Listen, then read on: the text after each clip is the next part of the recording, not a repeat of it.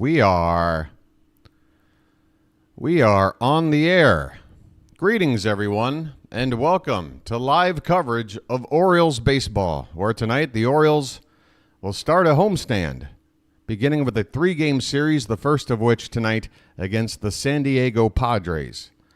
We're back home at Camden Yards, folks. How you doing, everybody? Welcome back. It's your old pal, the Bird Watcher here. People call me BW for short. And we got a lot to talk about tonight. Wow. There has been activity, folks. I repeat, there has been activity since we last met in that final game yesterday afternoon in Miami. A couple of transactions to talk about. But first, let me say a warm welcome to anyone that might have just stumbled upon this channel, might have just found it. I'm so happy that you did. This is an Orioles dedicated channel. I provide play-by-play and commentary for every Orioles baseball game. It's been 102 games so far, 60 games left to go. We have a record of 61-41. And I thought that a channel like this was much needed to represent the Orioles here with a dedicated channel on YouTube for play-by-play coverage. Again, every single game, folks. So if you want a place to depend on, I'm it. I'll give play-by-play, and also you can participate yourself here in the Charm City chat. And if you want to do that, all you got to do is subscribe. It's a button right there at the bottom of your screen. You have to wait 1 full minute, and then you can join in with everybody else here in Charm City chat. How you doing there, Charm City chat? I'm waving at you. BW is back and ready for this homestand. And ready to talk about a couple of things that went down today. Let me think. What else do I need to say? Yeah, just if you're new, please give it a chance. If you do enjoy it, think about subscribing. We've got over 1,600, coming up on 1,700 subscribers. Again, this channel is only 3 months and change into existence. The response has been phenomenal. Every day I'm thankful for how things are going, and I love doing this. So even though I live 12 time zones away, and every game is always at some weird hour, there's nothing I'd rather be doing than giving you guys the voice for the Baltimore Orioles. All right, let's talk. First of all, we'll talk about tonight's matchup, okay? But there have been some trades. There have been some trades in Birdland, and we're going to go over them. Just give you a little sneak peek about my thoughts. The two trades we made, they may not be blockbuster deals, but that is something that I think is a good thing. I think we got a couple of really good impact players, but we've also lost one of our favorite players over the years here, and a couple of other minor league pieces as well. Again, though, we'll go over that here in a minute. Why am I teasing it?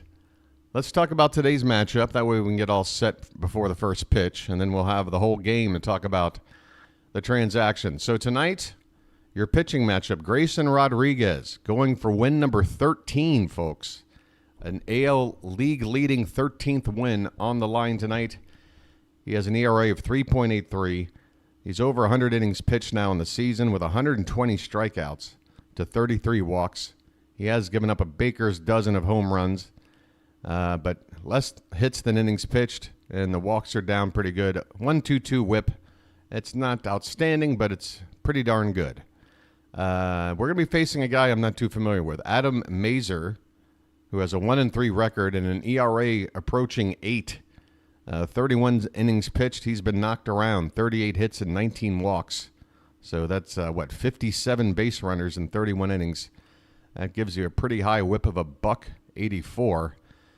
He's also given up 5 home runs in those 31 innings. So that's about 1 every 6 innings. That's about, 3 for every 2 9-inning games. So he can give up the long ball, it would appear. But that's our matchup. Right-handed pitcher Adam Mazur. Hopefully I'm saying that name right. It's either Mazur or Mazur. But if we're Americanizing it, it'd probably be Mazur. All right. Your Padres lineup. Not your Padres. Whoever's a fan of them, I guess. Somebody's Padres lineup looks like this. Luis Ariz, who was an early season trade to San Diego from the Marlins. He will lead off in DH. Jurickson Profar, who was a starter on the All-Star team this year, he will be in left field batting second. Jake Cronenworth, who's had a nice bounce-back campaign after a miserable 2023 season, he is batting third and playing first base. Manny Machado. I'm just kidding, folks. Manny Machado. You might remember him. He'll be at third base, and he'll bat cleanup. Xander Bogaerts, former Red Sox, will be the number 5 hitter at second base. Jackson Merrill, the rookie with a lot of tools and exciting young player. He will bat sixth in this lineup and play center field. David Peralta, veteran left-handed outfielder. He'll be in right field or batting seventh. Ha-Seong Kim, who is a Gold Glove caliber shortstop. He'll bat eighth and play shortstop. And Luis Campusano will be doing the catching, batting ninth. For the Orioles, Gunnar Henderson will lead off and play short. Adley Rutschman will do the catching and bat second. Anthony Santander will be in right field batting third. And Ryan O'Hearn, the DH and cleanup hitter tonight. Jordan Westberg will bat fifth and play third base. Heston Kjerstad is in left field batting sixth. He will have to take on Baltimore in that giant left field of ours. So fingers crossed for Heston. Ryan Mountcastle will be at first base and hitting seventh in tonight's lineup. Colton Cowser down in the 8th spot in center field. And Connor Norby will bat ninth and play second base. Folks, I got to tell you, I mean, without any real impact to the starting lineup with the trades that have happened or minor leaguers still yet to be called, I mean, this is a pretty strong lineup.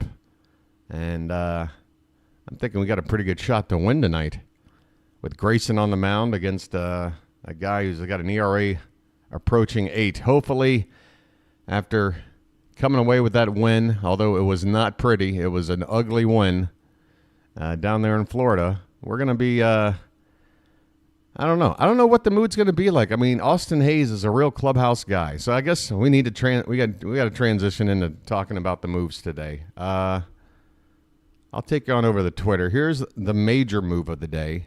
In terms of what we're getting back, I would say the Hayes move is a bigger move for the team that got Hayes as the biggest player in the deal. But we're getting Zach Eflin, folks. Zach Eflin. You're probably pretty familiar with him. He's been on the Rays for the past, season or two. And he's been a pretty solid starting pitcher for, about 6 years or so. I believe he came up through the Phillies organization. And he's also got a little bit of postseason experience. He's a steady starter. He eats innings. He's a solid guy. Solid, if not sexy. The trade market out there for starting pitching, it's not exactly a wealth of options out there, at least as far as players that were sort of announced as being available. Obviously, Skubal has been, and Skubal and Crochet have been the two big names out there. I'm glad we did this deal. I am. We're not really giving up a whole lot. I don't think anyone's going to miss the 3 prospects that we are giving up. Probably the biggest name of the bunch is Jackson Ballmeister. Ballmeister is actually the highest drafted starting pitcher, or pitcher of any sort, I guess I should say, during the Mike Elias era. The Orioles don't do a whole lot of drafting of pitching, especially in the early rounds. Ballmeister has been the highest picked pitcher during the Elias era. So that should tell you a little bit of something. We do think something of Ballmeister, but you got to give up something to get something. He's part of this package along with outfielder Matthew Etzel and utility man Mac Horvath. I don't think anybody's going to be missing these guys. I got to be honest. But the Rays do have some pieces and some players to develop and do what the Rays do, which is move out some guys with a bit of money on the contract and bring in some kids to replace them and keep that payroll down. The other big move is Austin Hayes, folks. I mean, it's a bit sad. The Hayes. But Austin Hayes has moved on to the Philadelphia Phillies. We've got back a couple of players in return. Sir Anthony Dominguez, right-handed relief pitcher, who, well, let me give you the best stat I have on him. I already posted it up on my Discord. Dominguez has had some postseason experience the last couple of seasons with the Phillies. He's made 15 appearances in the postseason, pitching 16 innings to an ERA of 1.13. That is very, very good to have some sample of what a reliever has done in the postseason. I mean, 15, 16 appearances and an ERA of just over 1, that's pretty solid.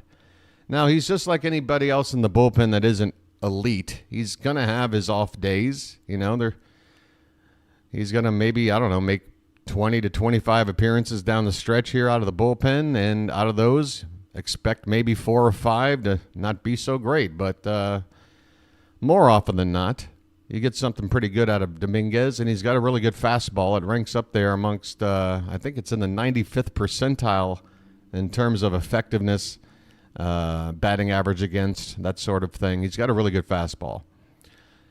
So that does give us a little bit of upgrade in the bullpen. To make room, by the way, for Eflin, the Orioles did have to designate a player for assignment. And unfortunately, it means the end of, hey, Vinny Natoli. I'm sorry, Vinny, but you got to go. You don't have to go home, but you can't stay here, Vinny.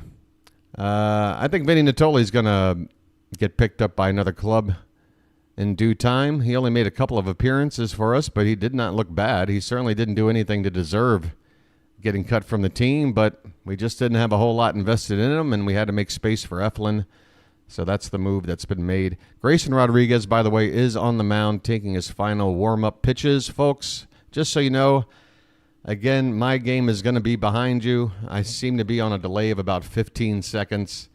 So in order to have the best experience following along the game with me tonight, if you do have it up on your TV, you're going to want to pause your game and let me get caught up, and then we're all synced up, okay? Easiest way to do that is wait for the first out of the ball game, have that remote in your hand, and as soon as that first out is recorded, pause the game. Allow me to then catch up with the call. I'll announce whatever that same out is, and as soon as I do that, you unpause your game. You're synced up for the rest of the night.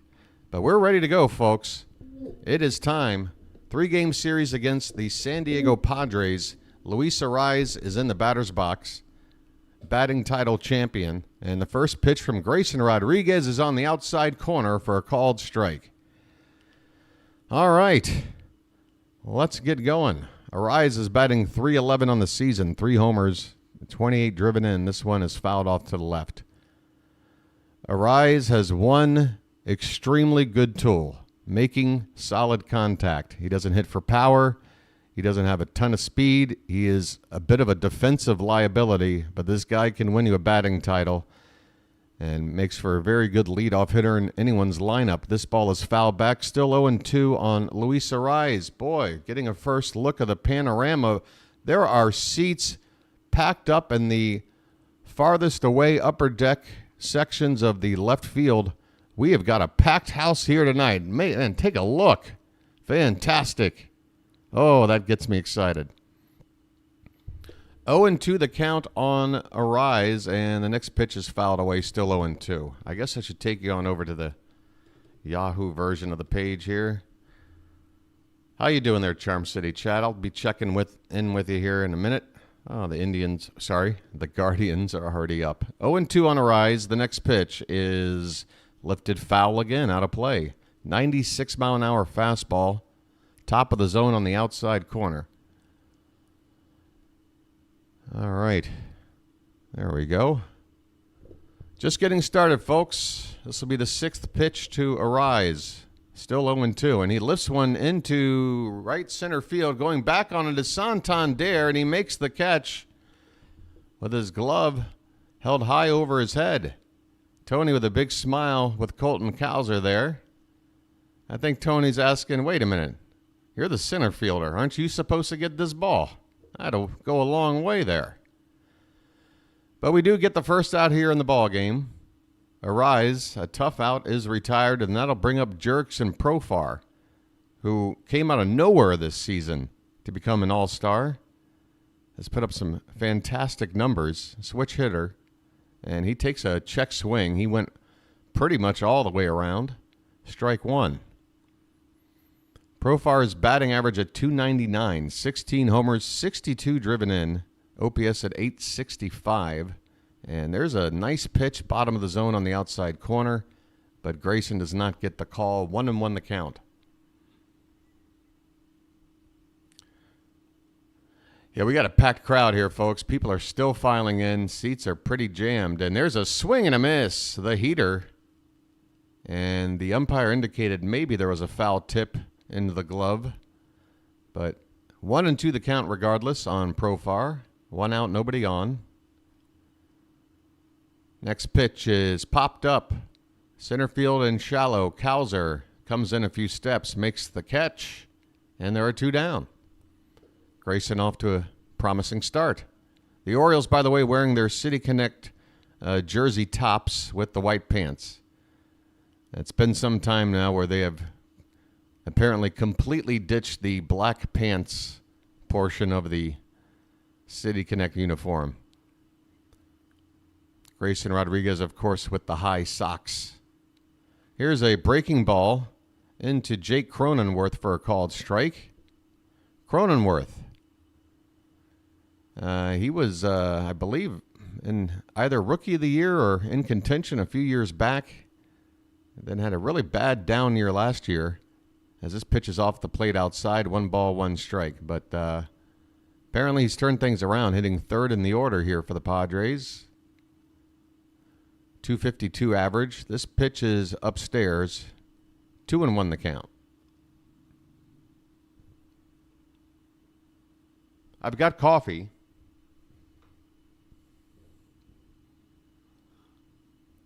Two-one pitches right in there. That looked like a changeup. 83 miles an hour. 2 balls, 2 strikes.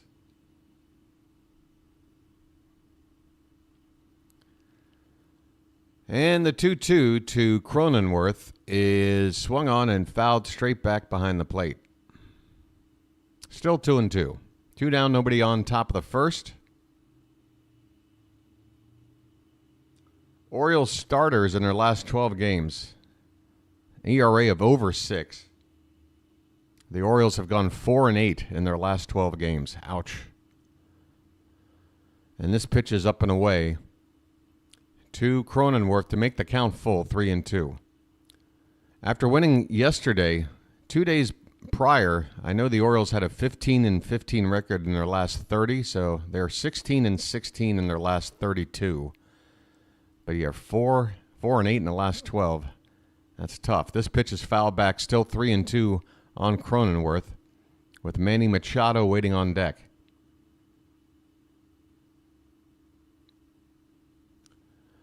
Another payoff, fouled off to the right.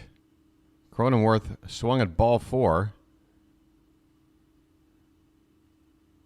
And the at-bat will continue. Grayson is trying to retire these hitters 1, 2, 3, but he's already nearing 20 pitches in the inning. Next will be number 19.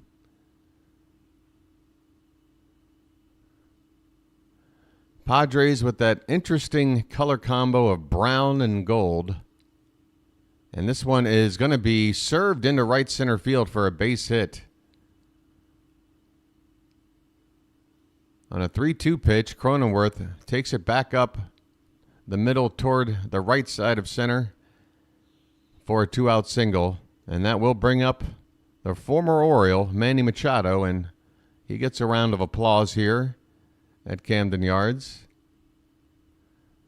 Machado was the face of the Orioles organization from the day he got called up and for the years he spent with the team. And the first pitch to him is up and in. Welcome back to Baltimore, Mr. Machado. Manny's batting .261 on the year. And that ball really came up and in on him.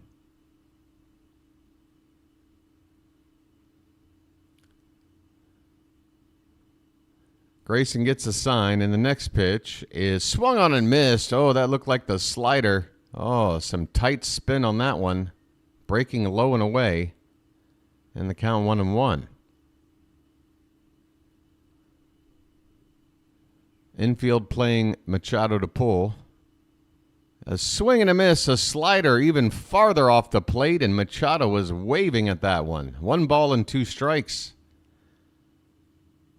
13 homers and 53 driven in 97 games for Machado this season. He's got a 1-2 count. Here's the next pitch, and that one is hit softly to short. Gunnar is going to just snag it and tap the second base bag with his foot for the force, and the inning is over. Grayson Rodriguez gives up a base hit, and that's it. We go to the bottom of the first. It's the Padres, nothing, and the Orioles coming up. Coming up. Let's go.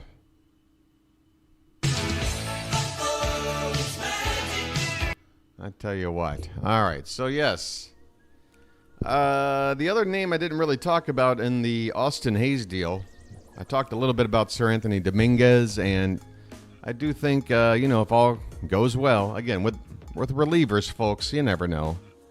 You never know. Sometimes they get locked in, and they can just blow guys away, and then they can get into funks and give up the farm, If Dominguez was an elite pitcher that 95% of the time he could rely on, well, he would probably be more of a household name than he is. But he is a solid reliever. The other player we got back in the Hayes deal, Christian Pache, who's never really established himself as a regular for any team he's played with. I think the Phillies, he's already been with a couple of other clubs before now. Let me look up Christian Pache here. I'm trying to remember. He's been around a couple of teams, I want to say. Yeah, he came up with the Braves organization at the age of 21, just played like a couple of games. So basically 2021 was his first real cup of coffee with the Braves. Then he moved on in 2022 to the A's, played 1 season there. That's where he got the most ABs, 260 plate appearances. He hit a robust 166 in that time. And then the last 2 seasons, he's basically been like the 4th outfielder for the Phillies. He's not a replacement for Austin Hayes by any means. Adam Mazur is on the mound, and the first pitch to Gunnar Henderson is on the outside edge for a called strike. Man, Gunnar cannot ever seem to get ahead in a count. Next pitch is in the dirt. 1 ball, 1 strike to Gunnar. All right, so Gunner's up. That means I should have the sub screen up. I don't have that up at all. I got to work. Gunner's hitting .284, 28 home runs. This pitch is low, 2 balls and 1 strike. Oh, I still had the music on. Sorry, the music is off now. I apologize. The music is off. Here comes the 2-1, and that pitch is off the plate outside. 2 balls and 2 strikes to Gunnar. His name's Gunnar, and he's dating my mom. Well, I'm happy with that. 3-1 pitch is swung on and fouled back, and the count has gone full. Full count on Gunnar.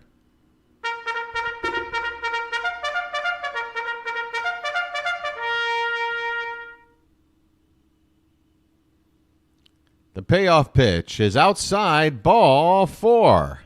I'm walking here. Gunnar Henderson draws a leadoff walk, and the Orioles have their first base runner with nobody out here, just getting started, and Adley Rutschman is up. Let the clutch out gently, okay? Rutschman, for the first time this season, his average has dipped below 270. It's at 269 right now. 17 homers, 61 driven in. First pitch is in there for a called strike from Mazur.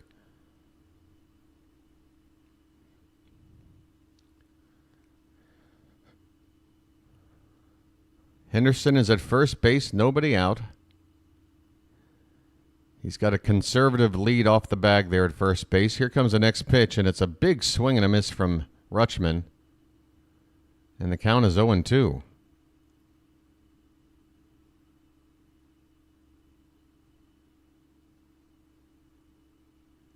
I am really stoked to see a packed house here tonight in Baltimore. I'm sure the Saturday game is going to be well attended as well. 0-2 pitch to Rutschman is popped straight up behind the plate. Campusano mask off looking, but it's going to reach the seats by just a row or two. Thankfully, the at-bat will continue for Adley Rutschman, still 0-2.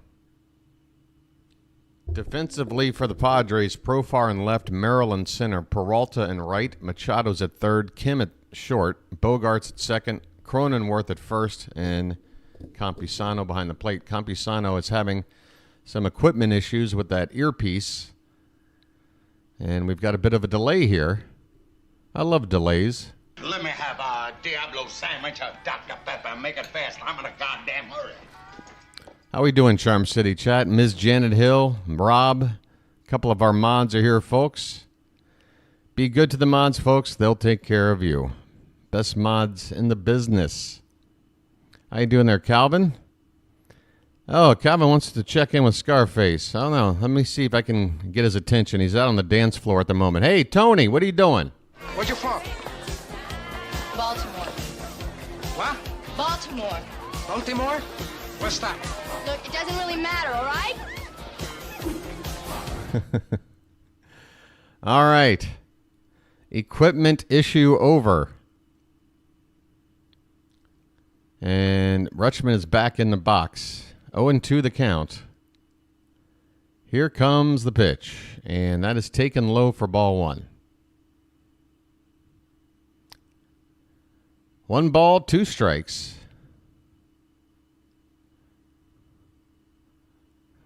The Orioles hoping to jump out here early and give Grayson a lead. That pitch is outside, 2-2. Adley has evened up the count.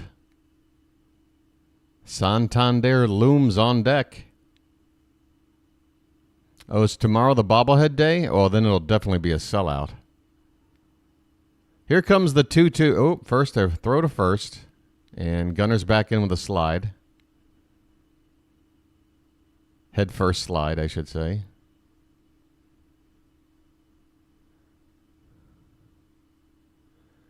All right. The 2-2 here to Rutschman. Here it comes. And that is inside. Full count. Mazur.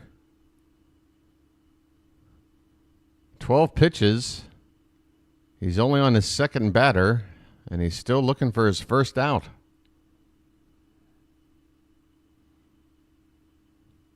The payoff is outside ball 4. They throw down to second, but it's ball 4. That was about 6 inches off the plate. Ha-Seong Kim is holding the baseball and having a little fun there with Gunnar Henderson at second. But, wow, Mazur has walked the first 2 batters he's faced. I'm walking here. I'm walking here. And that'll draw a visit from the catcher along with Manny Machado. Campusano probably talking about pitches. Machado probably saying, throw strikes, you bum. Oh, there's a couple of other infielders in there. Okay. I was going to say, why do I only see one infielder in here with this? All right, so the pitching coach is now out as well to have a chat. Meanwhile, the Orioles here in the bottom of the first have got a golden opportunity to take an early lead. The first 2 men are on base. Nobody are out. And Anthony Santander is up next. That's not a tater tot. That's a tater giant. How you doing, Charm City Chat? Zopfinator, Rob, Calvin, Michael, Janet, Ryan, Curtis, Cujo, Baxter, do. Erica. Hello to you, Erica. Do. Slater's here. Sorry, I'm not reading all the comments, folks. I just want to at least be able to say hello first. Brian W., good to have you in. Back here, the man as well. Somebody with just the name Orioles. How am I going to ever remember a name like that? First pitch to Anthony Santander is inside for ball 1. Not even close.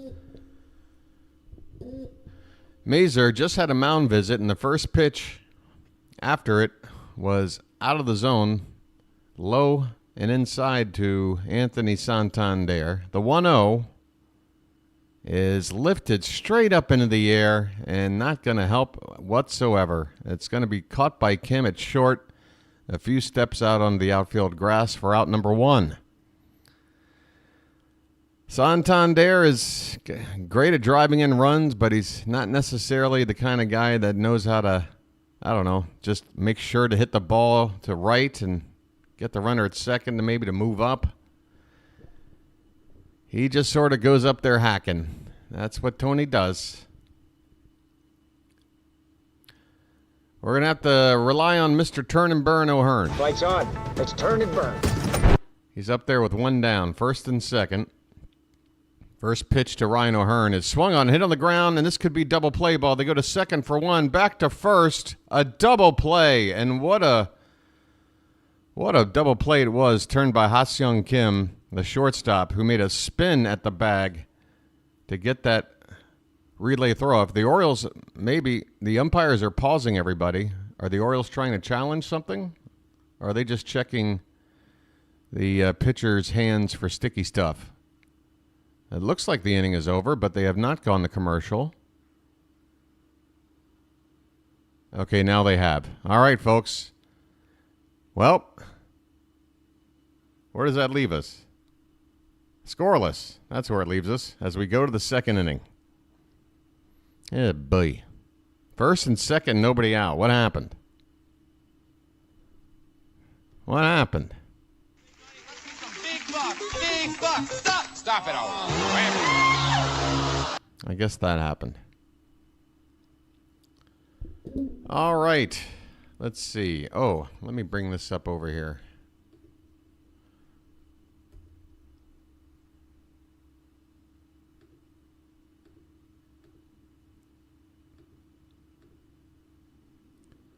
Do do do do do do do do do do do. Hey, what was I looking for? Oh yeah.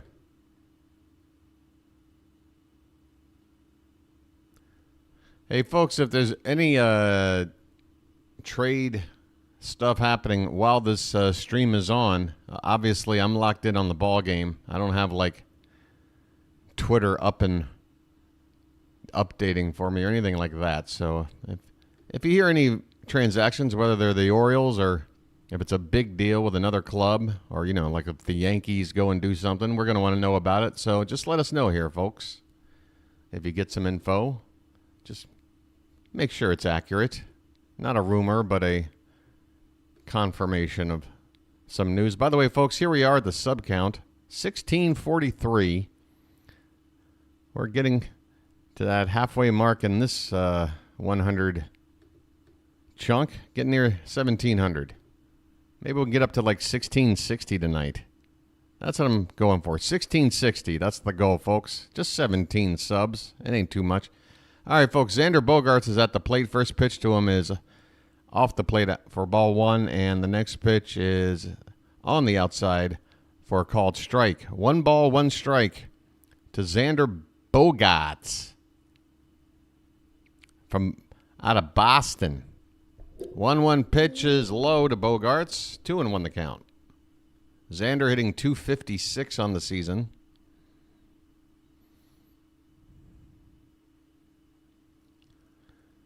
Two-one pitch is lifted in the air to center, and it's dropping fast. Cowser looked like he was thinking about going into a dive and thought better of it. That ball's going to drop in for a leadoff single for Xander Bogaerts. How do I feel about Eflin? I don't know much about him, but I'm sure you do. Any info is cool. I don't know much about this guy. Well, he's a pretty accomplished starting pitcher. He can be an all-star caliber pitcher. Not elite, but, fringe all-star caliber pitcher. Very solid, middle of the rotation guy for a contending team. He came up with we've seen plenty of Eflin pitching for the Rays the past couple of seasons. This pitch is up and in. I remember one game last year where he completely shut us down in a home game.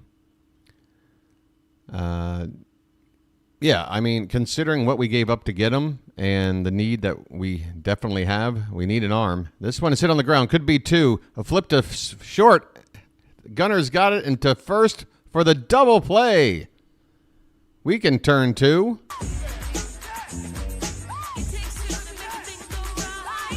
Not only a double play, but we doubled off one of the fastest guys in the league in Jackson Merrill, who I didn't even have a chance to tell you was up there. First pitch swinging, hits into a double play, and the bases are empty now with two down.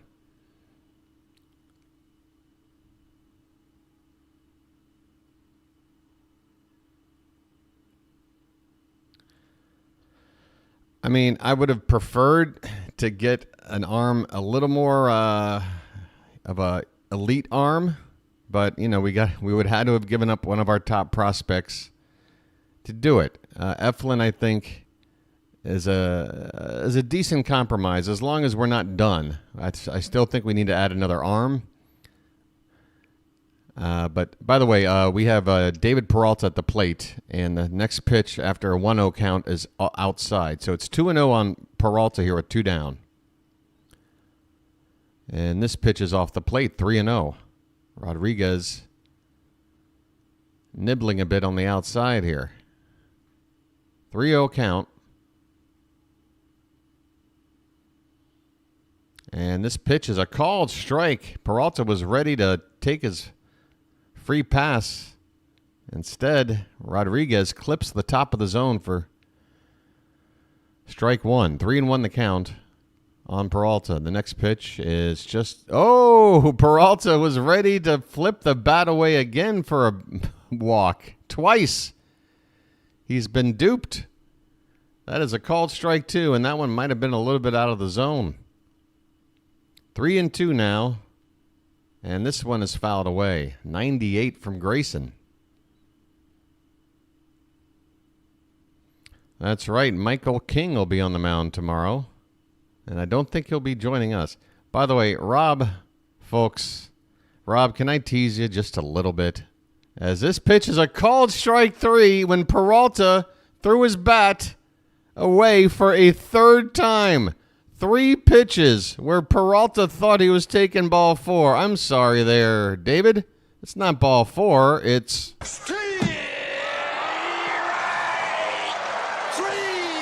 Well, y'all come back now, you hear? And the inning is over. We go to the bottom of the second, no score. All right, Rob, look, I'm just saying. I wake up this morning. I got to digest a lot of information and get ready to do the stream. Because I'm waking up like at 4 something in the morning to get ready. Obviously, I'm taking in all the news. I go on over to my Discord. I'm seeing some of the banter. And then I see a trade proposal involving Craig Kimbrell. Rob, we can't trade Craig Kimbrell. There's no universe where anyone is taking Craig Kimbrell in a trade. Okay? It ain't happening. You can mock it all you want. We're stuck with him. All right? What we can do is add another arm that can possibly challenge Kimbrell for the closing role for the rest of this season. And I'm okay with that. But, yeah, you're not going to get a deal done with Kimbrell. It's just not happening. Everything I heard was that the Orioles got steals in Honeycutt and O'Farrell. Yeah, I mean, the Orioles love to draft 5-tool players, Michael. I mean, if you want to talk about stolen bases, wait till you get a look at Enrique Bradfield, who I would think at some point next season is going to get a shot. Maybe not till September as a call-up, but Bradfield still needs to work his way up to AAA. But Bradfield, Rob, you've been following Bradfield's stolen base record, right? Or is that somebody else? All right, we're underway here in the bottom of the second, folks, and it's Westberg at the plate, and he takes a, what is that? A ball or a strike? That was strike one. Okay, this one's inside. 1-1 the count on Jordan Westberg. Well, west is that way.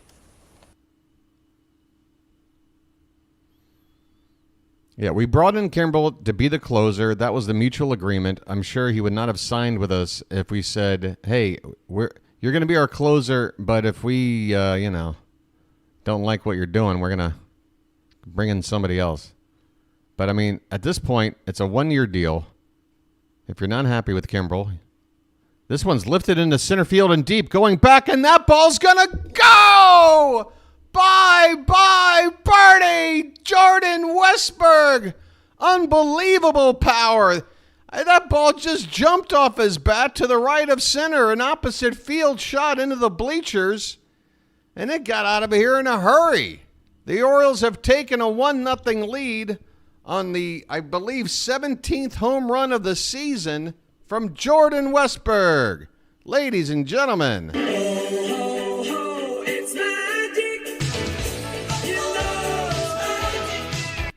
Splash it up, folks. Jordan Westberg with the home run. That's going to bring up Heston Kjerstad. First pitch to him is ball 1. And the next one is hit hard but foul off to the left. Kjerstad a little bit late on that swing. 1-1 the count. Heston batting .286.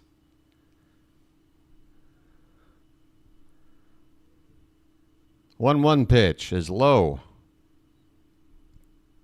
2-1 the count.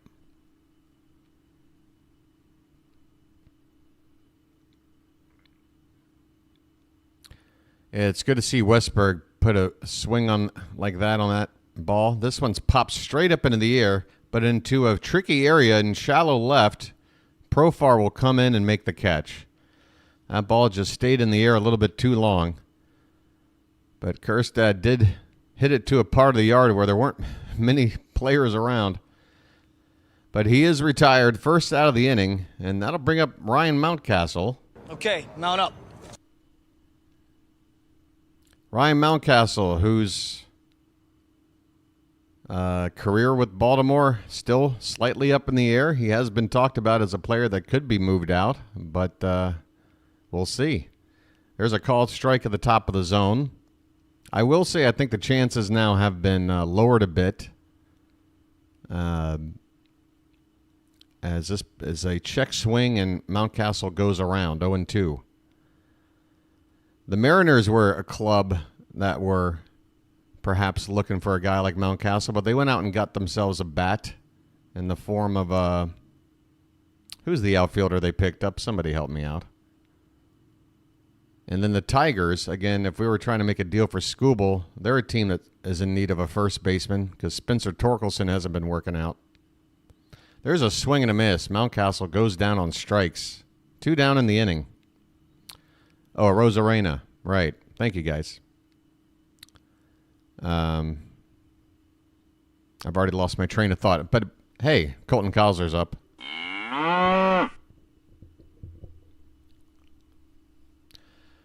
All right. Colton batting .232, 14 homers, 43 driven. And first pitch, that looked like a splitter or a... What was that? Oh, didn't look like a curve, but sort of moved like a curve. What was that pitch? Next pitch is low. 1 ball, 1 strike on Cowser.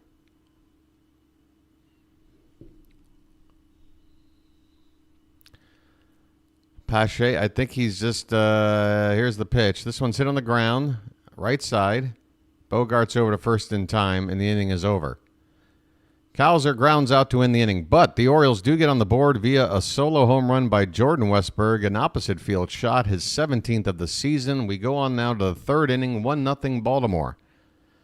Pache, I mean, he's a right-handed hitting outfielder with some major league experience, which right now is something the Orioles don't have after letting go of Austin Hayes. Again, I don't see him as a replacement for Hayes, but until this trade window is done and dusted, for now anyway, I would expect him to make the roster and be that right-handed hitting outfielder that we don't have otherwise. But yeah, I don't see him making too many starts.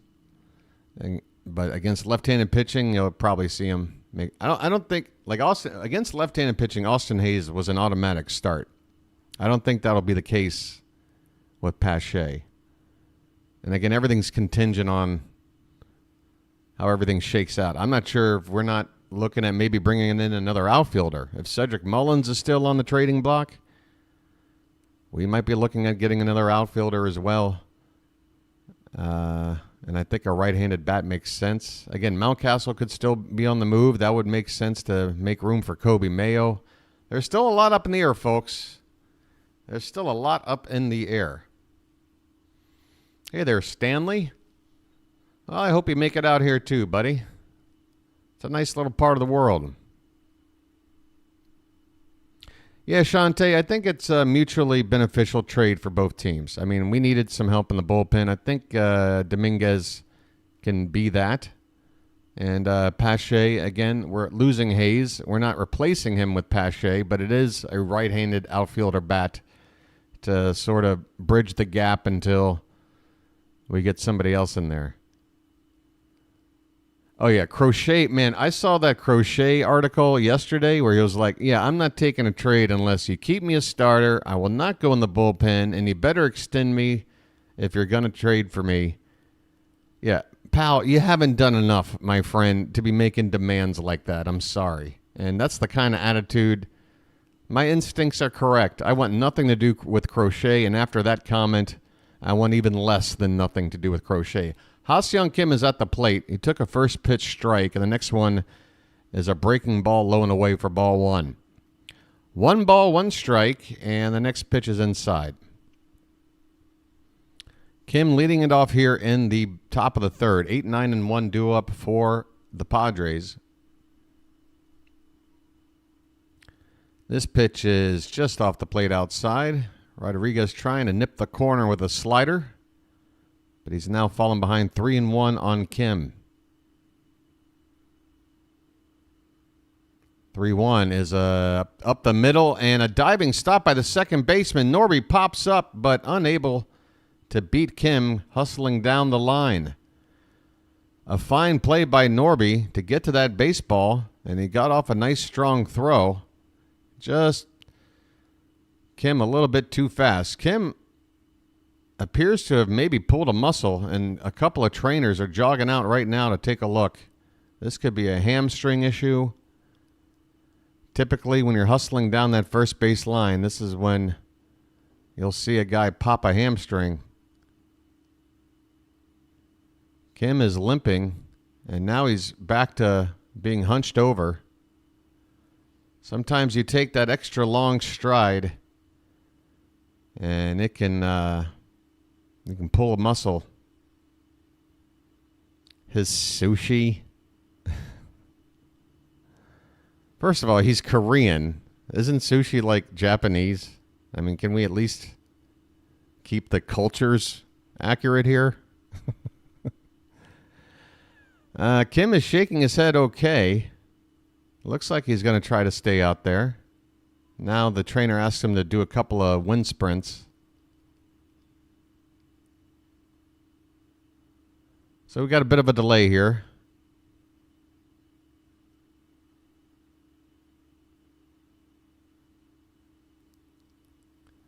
All right.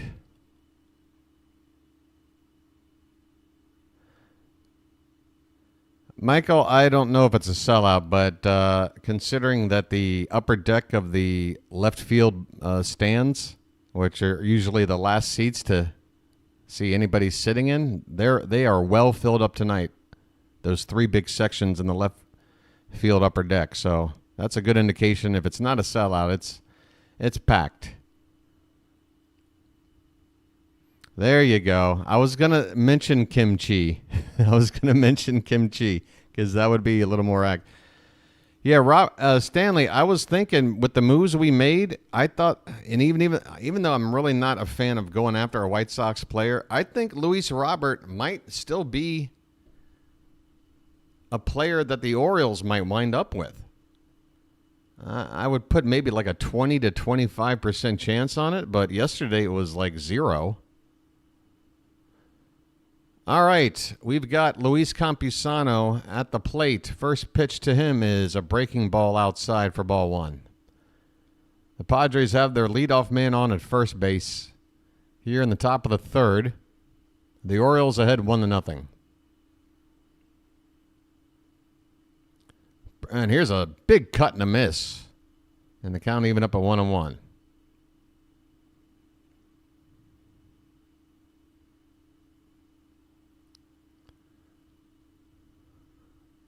And the 1-1 pitch is just... Oh, they give it a late called strike two. Thank you, ump. On a pitch on the outside edge. I don't know what this interview is being conducted. I guess I'm watching the... I don't know what broadcast team this is. This one is hit on the ground and threw on the left side for a base hit. Campusano finds the hole on the left side. And now the Padres have something cooking here with 2 on and nobody out.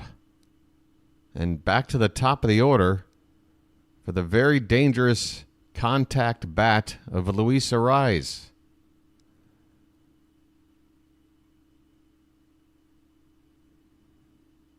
There is like a family getting interviewed for like 20 minutes out there.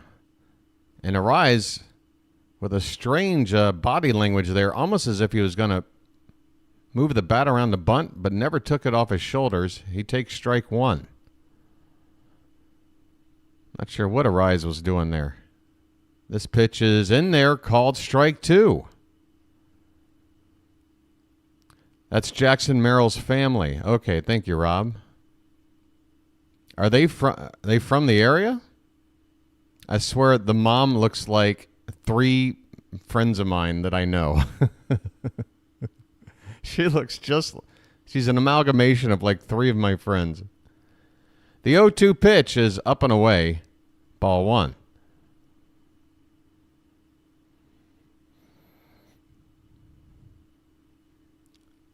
It speaks to Ariz's confidence and just let me up there. I want to get hits. He's not up there to bunt, even though this is a situation. This could be a double play ball. Gunner's got it. Taps the bag at second to first in time. A double play. Thank you, Mr. Ariz.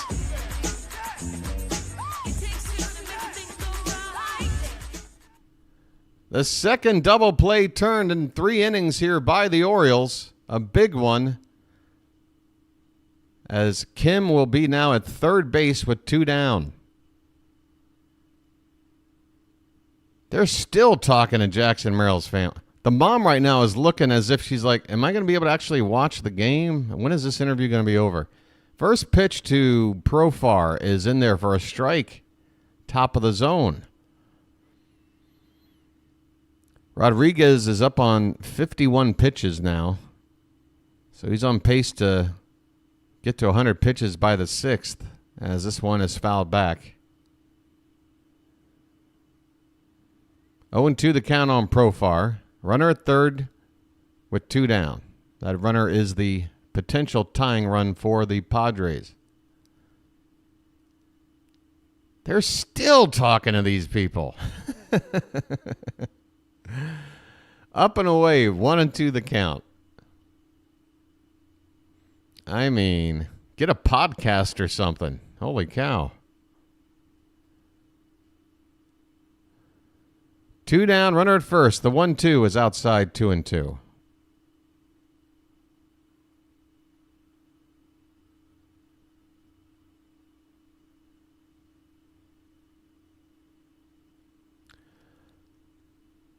And now a wide shot of the same interview.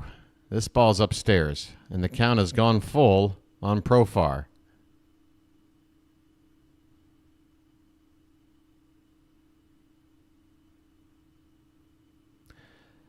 Merrill must be a local guy because I see another couple in the stands with a hashtag Merrill Madness shirt on, and this pitch is fouled back. Still 3-2 on Profar.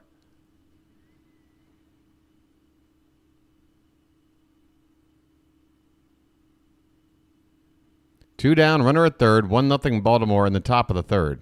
Padres had first and second, nobody out, but hit into a double play. Here's the payoff, and that one is swung on and fouled off to the right. We'll do it again. Hey, the sun's coming up.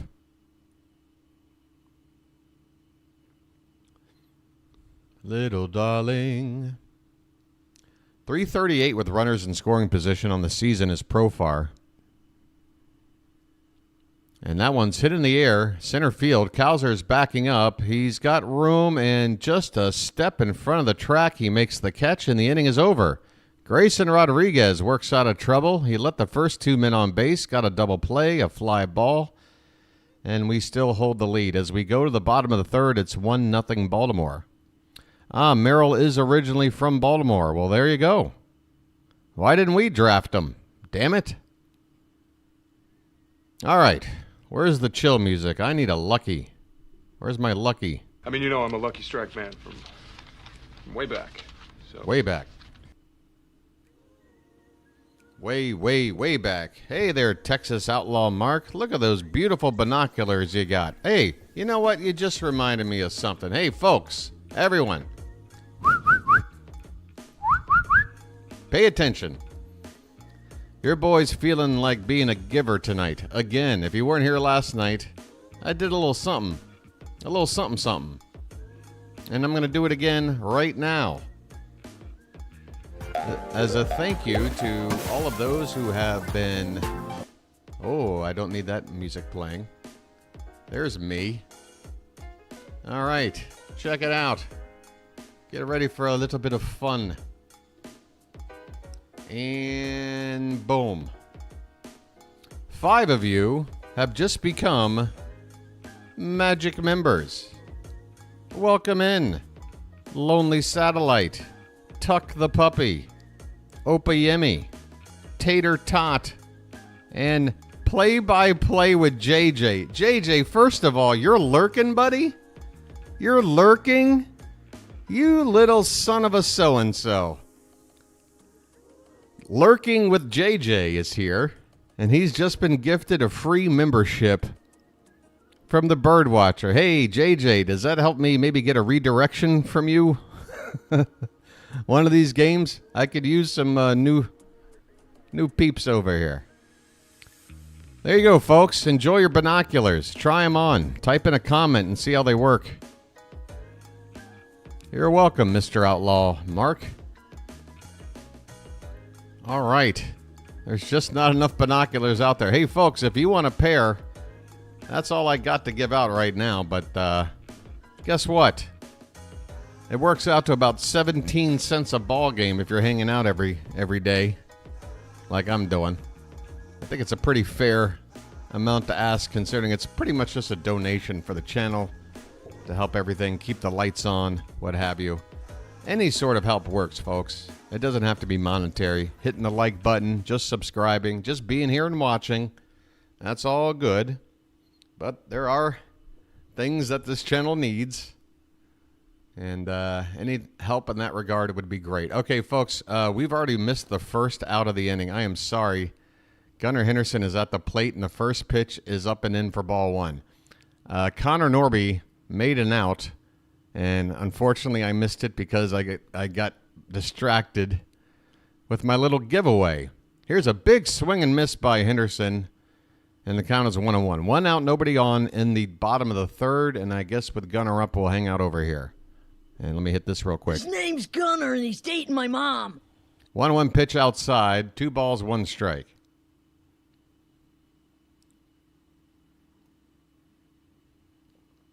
Hey, Mr. Outlaw Mark.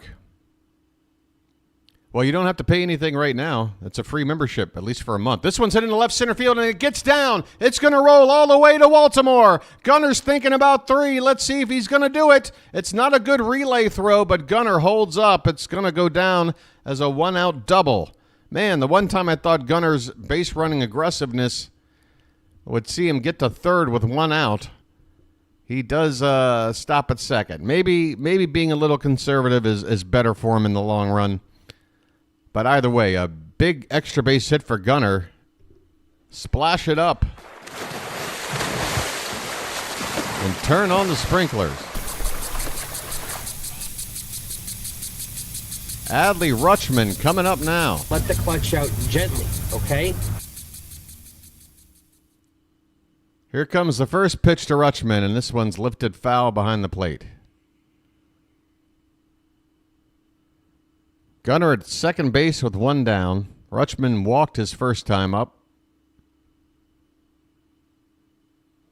Yeah, so Texas, maybe next month when it's not free, go ahead and sign up. That'd be great.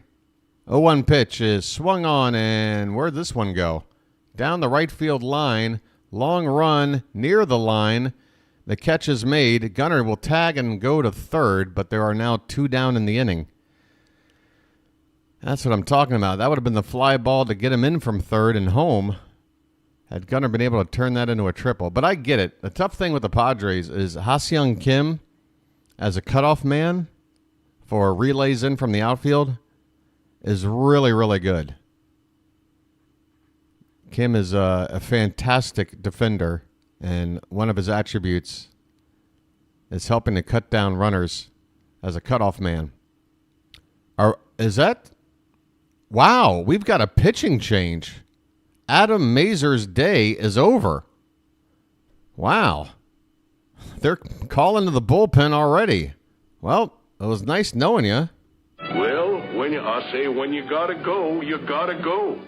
Hit the bricks, pal. You're done. You get nothing. You lose. Good day, sir. What? Nobody here in Maryland understands a single word you're saying. That'll do it for Adam Mazur. And I'm not sure who's coming on. He had a pitch count of what? 39. And while he didn't look all that great, 2 walks and 2 hits. Not exactly the time you'd normally see a guy get lifted here. There was no pause to look at any sort of potential injury issue. It really is a bit of a head scratcher, this move. Austin Davis is going to be the replacement. Couldn't tell you a damn thing about him. I can tell you that his ERA is a hair under 10. So they're bringing in a guy with worse numbers than the guy they already had out there. So hopefully this will work out well for us. Anthony Santander will be due up next. 39 is the new 100. Hey, speaking of numbers, folks, we've got over 100 people here right now. And less than half of you have hit that like button. That's okay. I get it. I don't expect most people to show up to hang out and tune into a ball game to go, well, I'm here. I better hit that like button. That's my number one priority. I get it. I show up. Sometimes I need a little reminder. But that's what I'm doing now, folks. I'm reminding those who have not hit the like button to please do so. And I ask you because it really does help out the channel. It really does. Anthony Santander's at the plate. This is a lefty, Austin Davis. So Santander will turn around and bat right-handed. That's not a tater tot. That's a tater giant. 0 for 1 tonight and an 0-1 count. Next pitch is outside. Well outside. 1-1. 1-1 on Tony. Runner at third, 2 down.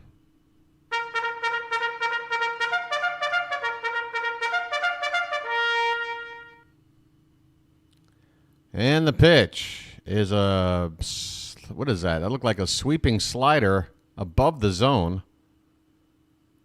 And the count is 2-1.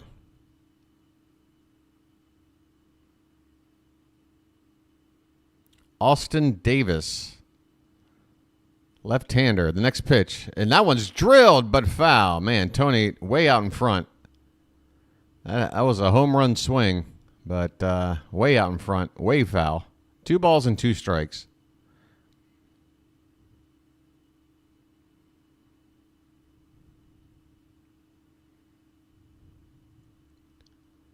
And the 2-2 is swung on and missed right down the middle. 88 miles an hour, and Santander unable to make contact. The Orioles strand a runner at third base. And that'll do it here in the bottom of the third. We head on now to the 4th inning. It's 1-0 Orioles.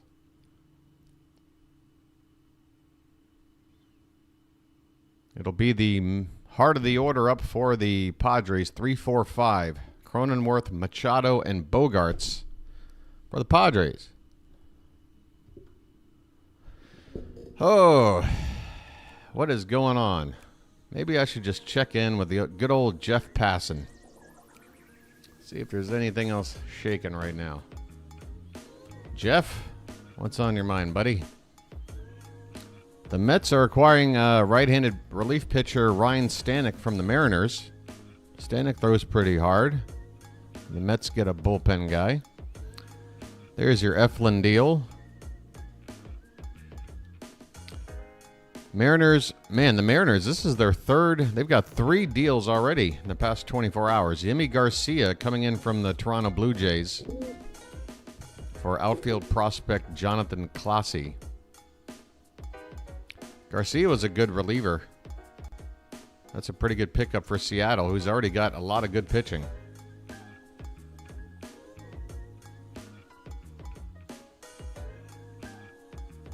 James Paxton, who I believe was with the Red Sox back in the day. Oh, yeah. He was there just last year. Paxton was picked up by the Dodgers, who have now traded him back to the Red Sox. 35-year-old lefty. And, of course, you guys have probably already heard Randy Arozarena is also a new Mariner. So the Mariners are making a lot of moves right now to try and keep themselves in competition to take the AL West. They had the lead. Houston's caught up. Speaking of caught up, let's go. Top of the 4th, and the first pitch is a called strike at the top of the zone to Cronenworth. Cronenworth showing bunt. Let me get rid of that music. I got to remember to do that. All right, here we go. Here is a pitch that's high, and the count is 1-1. I need a lucky, especially before this coffee turns cold on me, which, if it already hasn't, it's got about 5 minutes to go. This pitch is fouled back. 1-2 on Cronenworth.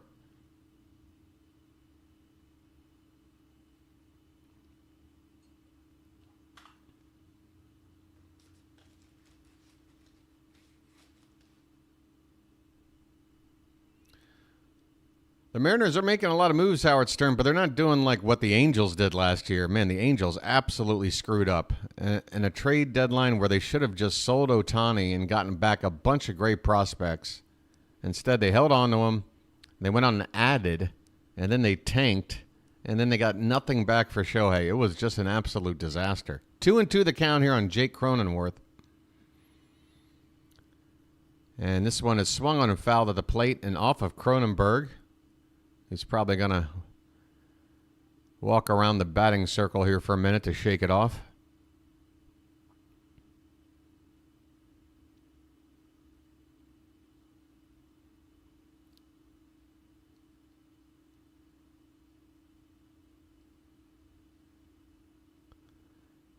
Yeah, the Angels just, they've got so much money on the books with guys like Anthony Rendon. That's just going to waste. Here's the pitch, and this one's popped up.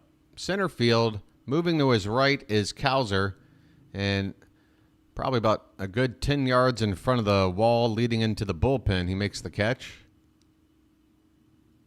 for the first out here in the top of the 4th. Here's Manny Machado.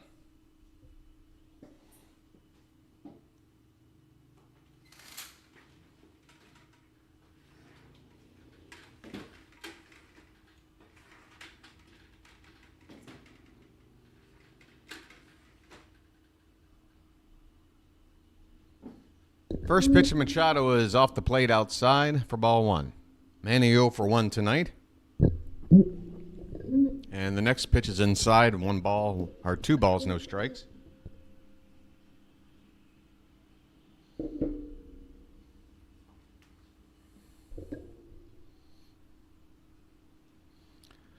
The pitch, that's a line, and backhanded by Westberg at third. Long throw across the diamond in time.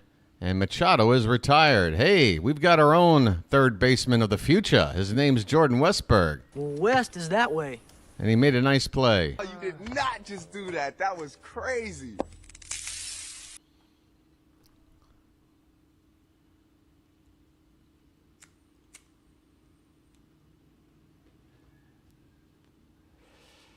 Sit down, Manny. Here's Bogarts. First pitch, in there for a strike. 68 pitches now for Grayson. Bogarts is in the middle of a 6-game hitting streak, 12 for his last 21, all singles. And this one is a 2-bouncer, 3-bouncer to Gunnar. He gets off the throw in time, and that is about as easy as an inning as you'd like. We go to the bottom of the fourth. It's still 1-0 Baltimore. All right, who's due up? It's time for a rally. It's time for a rally. I think it's going to be O'Hearn, Westberg, and Kerstad due up.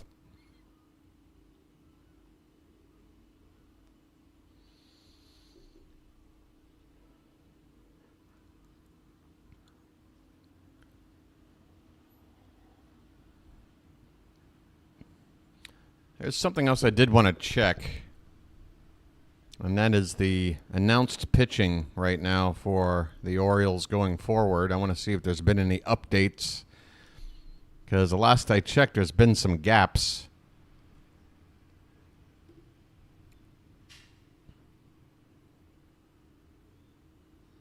Go over here to their schedule. And what do we got? Yeah, so Dean Kramer is announced for tomorrow's game. After that, folks, we've got 3 games without a pitcher announced. We've got a 3-man rotation, basically, at the moment. I don't know when Zach Eflin's turn is due up, but I would assume he's going to make either the final start against San Diego or pitch one of the 2 games as part of that doubleheader on Monday against Toronto. So that would be one guy.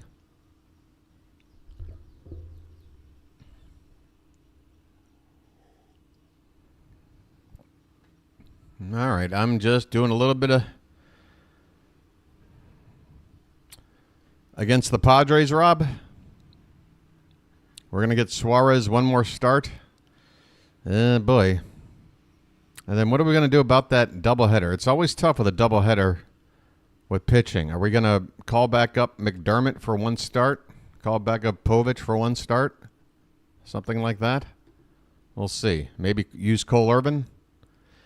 All right, we're underway, folks. Ryan O'Hearn takes low and away for ball 1. Where are you, Ryan? Lights on. Let's turn and burn. Next pitch is hit on the ground and softly to second. Scooped up, and Bogarts throws out O'Hearn for out number 1 here in the bottom of the 4th. There is additional activity in the Padres bullpen right now. A right-hander getting loose. I saw over the shoulder there. In the distance, no idea who it is. But apparently Austin Davis, who's out there right now, is not a long relief option. I'm not sure what the Padres are doing here tonight with their pitching. Jordan Westberg's at the plate, folks. Well, West is that way. Westberg hit his 17th home run of the season his last time up. That accounts for the only run in the ball game. 1-0 Baltimore. The pitch is taken inside with that sweeping slider.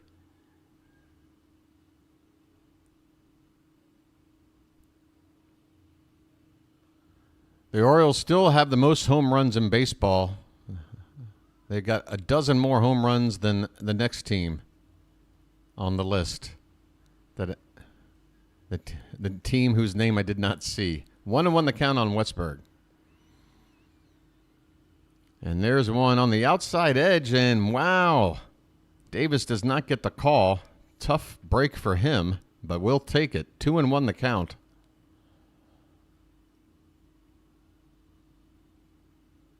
The pitch is swung on and missed. That pitch was top of the zone, inside, under the hands.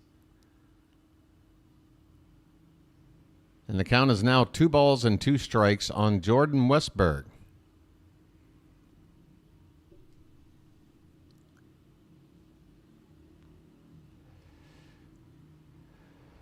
2-2 is swung on and tap foul off to the left.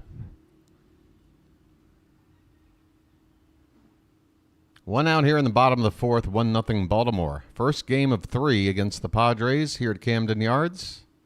We've got a 7-game homestand here in front of us. 3 with the Padres, 4 with the Blue Jays. This one is up and away, and the count is run full on Westberg.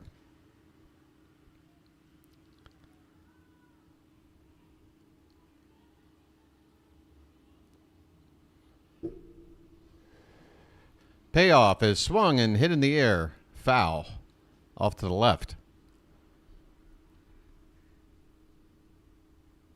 I'm tired of being optimistic. Man, that just jumped right out in front of me. What's wrong with optimism, Matt? What a pessimistic view of optimism. The payoff pitch is a check swing. Did he go? No. Ball 4. I'm walking here. I'm walking here. Westberg with a 1-out walk. I'm tired of being optimistic. Either we get the pitching we need, or we get plain lucky to make it anywhere in the playoffs. It's crunch time. Put your personal feelings for a player aside. Can't we do all this and still be optimistic?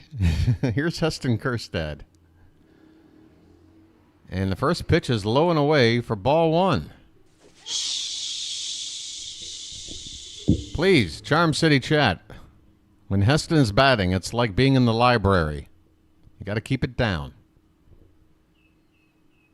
1-0 count. The pitch is inside. 2-0.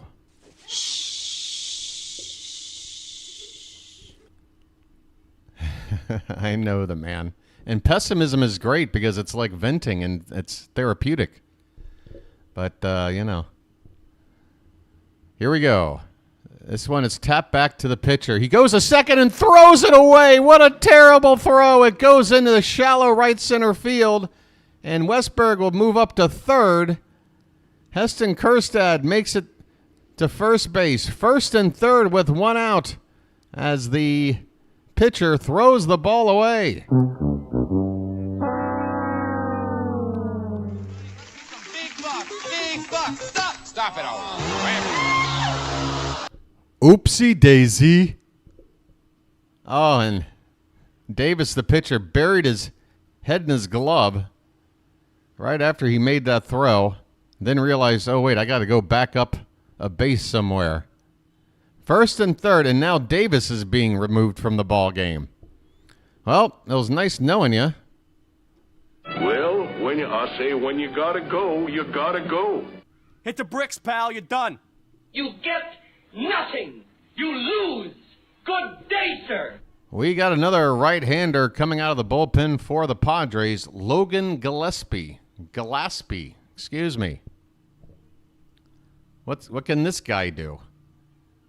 How many pitchers do they plan on using tonight? All right, now this guy's got some decent stats. 1.93 ERA, 107 whip, excuse me. Have no idea if this is just from 3 or 4 appearances or he's been pitching all season, but it'll be Logan Gillespie coming on with Ryan Mountcastle due up next.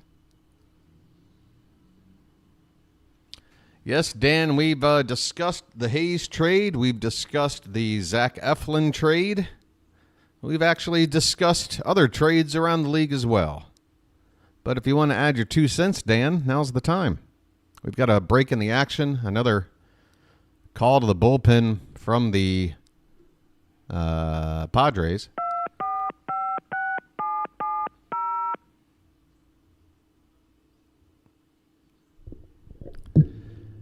Hey, Robert, with a brand new comment that I've never seen him make ever before, ever.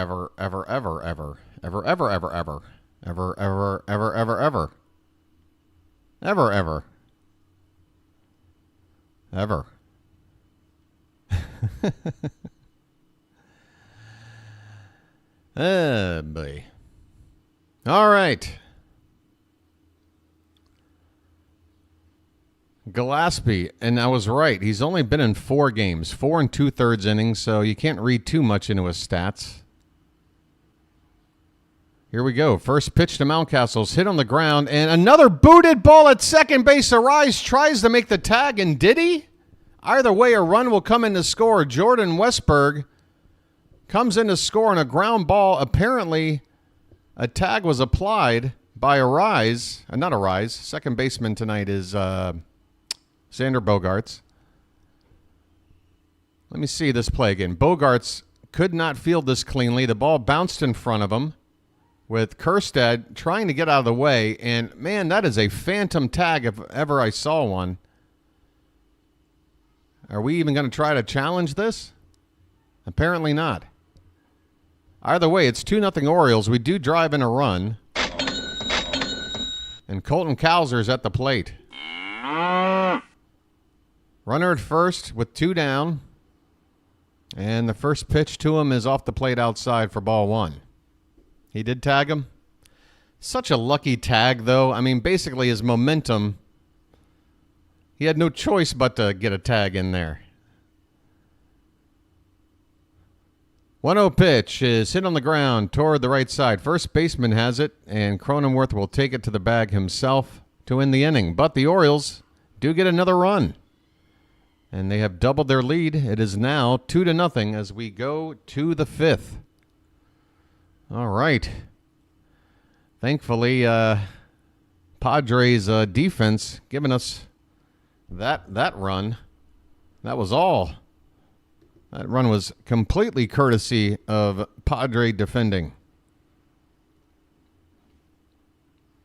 Just one error on the board. Rob A says, has he missed the tag? I only saw one angle. Yeah, we got Zach Eflin. Score via error doesn't count for what, Robert? It doesn't count as offensive production that's not dependent on the home run? Robert, can we just add like a second dimension to your opinions? Like, is there any other thing to talk about besides the home run ball? Dude, please. I mean, even, Robert, even if you're 100% correct, right? You've made the point now about 327 times. I might be wrong, give or take 15. How many more times must this point be made, Robert? I don't know if you want like an award or something, some kind of plaque that says Robert Orandel, the guy who told everybody that we're a home run dependent team. I mean, what do you want out of saying this over and over again, dude? I don't know. Robert, what are we going to do? What are we going to do? It's a major award. I'll tell you what, Robert, I'm going to send you a leg lamp, and that'll take your mind off of how we score.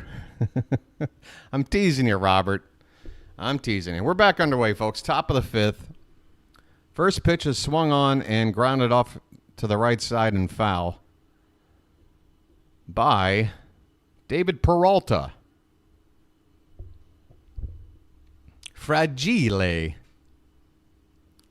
This one's hit on the ground. First baseman Mountcastle flips to Grayson covering the bag for out number 1. Leadoff man. Oh, it's Jackson Merrill. Excuse me. Merrill was at the plate. I apologize. My bad. It's Peralta who's now due up. I have ruined both of Jackson Merrill's at-bats tonight with bad calling. But he has had his family interviewed for 25 minutes, so I guess that evens out. Here's David Peralta 0 for 1 tonight. He struck out his first time.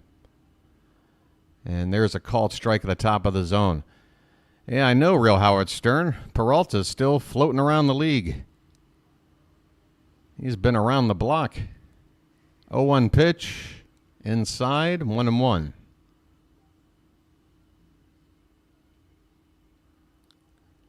Jelly of the Month Club.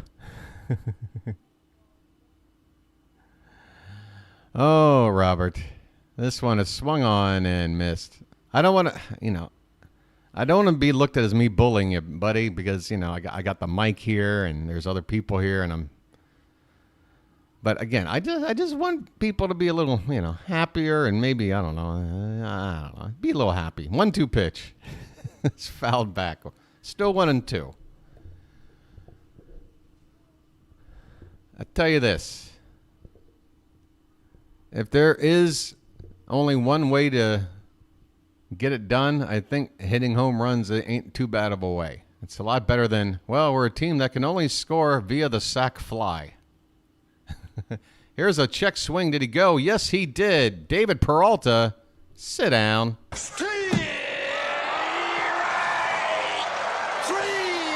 Well, y'all come back now, you hear? That is the second strikeout. That's only 2 strikeouts for Grayson. Peralta immediately goes down the tunnel for some reason. Here's Ha-Seong Kim. He's got a base hit already tonight. 2 down, nobody on. First pitch is a called strike on the outside.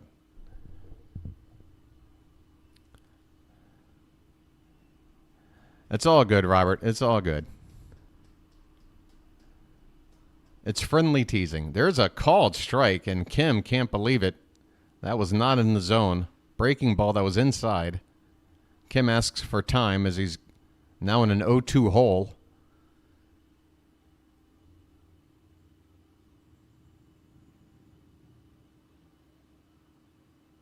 Two nothing Orioles in the top of the 5th. Grayson Rodriguez trying to get through 5 shutout innings of work. The 0-2 is a breaking ball a bit low. And the count 1 ball and 2 strikes.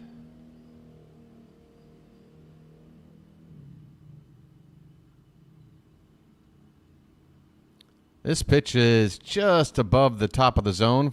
2-2 now. Hey there, post surface. Hey, that would be me. You can thank me.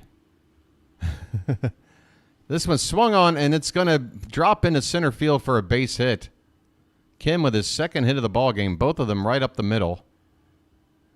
He is a professional hitter, and he can play really good defense. 2-out single here for Kim. So post, you don't have to even say thanks. All you got to do is come on and hang out here a little more often. Maybe say hello in the chat once in a while. That way I can see those beautiful pair of binoculars you got next to you.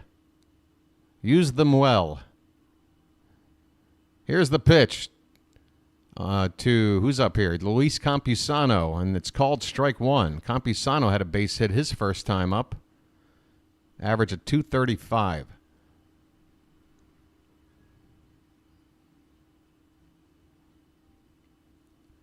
Oh, 1 pitch. Low and outside. Looked like a slider. 1-1 the count.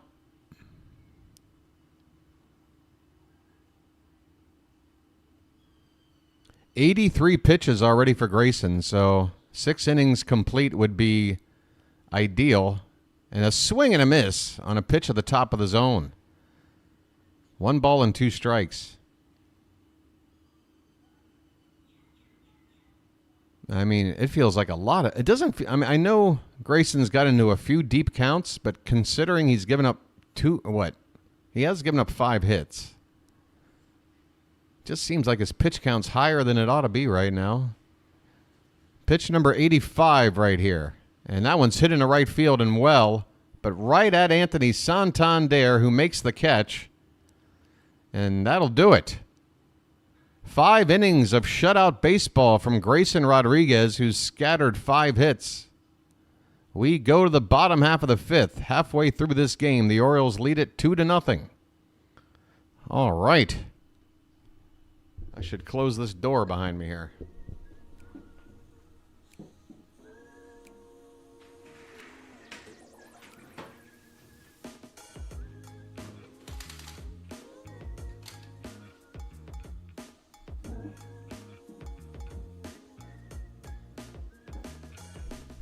All right. I guess it's a good time to maybe check on some out-of-town scores. So let's take a look. There should be some action going on right now.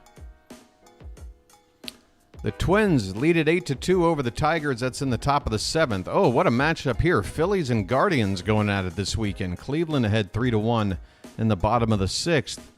Rays and Reds tied at 2, top of the 7th. Blue Jays and Rangers are also tied 3 apiece in the bottom of the 4th.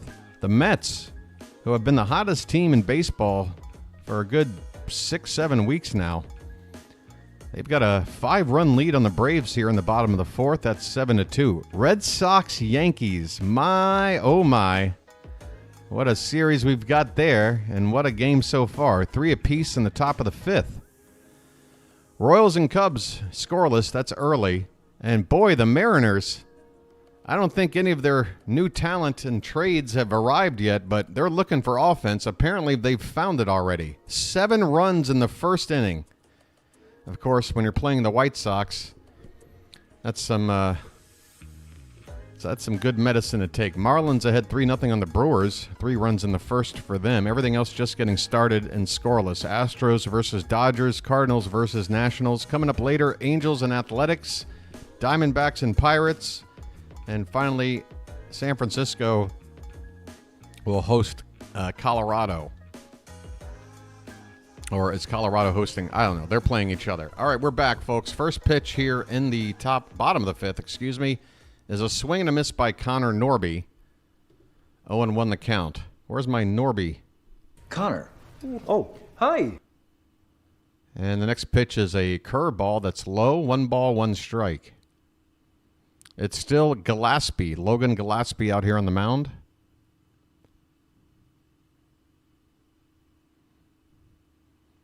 One pitch is swung on and fouled behind the plate. 1 ball, 2 strikes. Is Crochet pitching for the White Sox? I don't know, Zopfinator. I would assume not. If he was, though, that would be hilarious. Here's the next pitch, and this one is swung on and hit in the air. It's right behind second base into the outfield grass. Kim makes the catch on a shallow pop-up. 1 down here in the bottom of the 5th. Back to the top of the order for Gunner. His name's Gunner, and he's dating my mom. Which means we're going to go on over here now. Welcome in number 16, 46, 47, and 48. Do I hear 1650? First pitch to Gunner is a curveball in the dirt. If not in the dirt, then very, very low.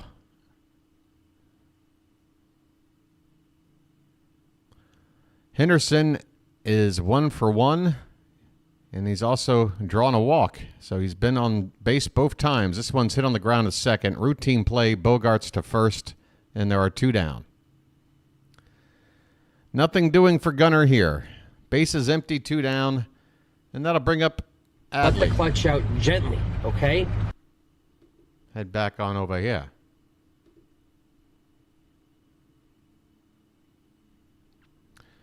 Fantastic crowd on what appears to be a beautiful night in Baltimore. A purple sky with some pink hue. It looks like a Bob Ross painting out there, folks. Here's the pitch, and that one is a called strike at the bottom of the zone to Rutschman. Adley 0 for 1 tonight, but he has drawn a walk. He is due. He is due for an extra base hit. The pitch is swung on. That's drilled in the right field, but right at the right fielder. And Peralta makes the catch. The inning is over. The Orioles go quickly here in the 5th. It's on to the 6th inning now. Still 2-0 Baltimore. 2 runs on just 2 hits. Just 2 hits off of this patchwork Padres pitching experiment. I don't know what else to call it tonight, but we got to do more than 2 hits at this point. Come on. Almost caught it. Almost. Hey, if we were playing horseshoes, I'd be fine.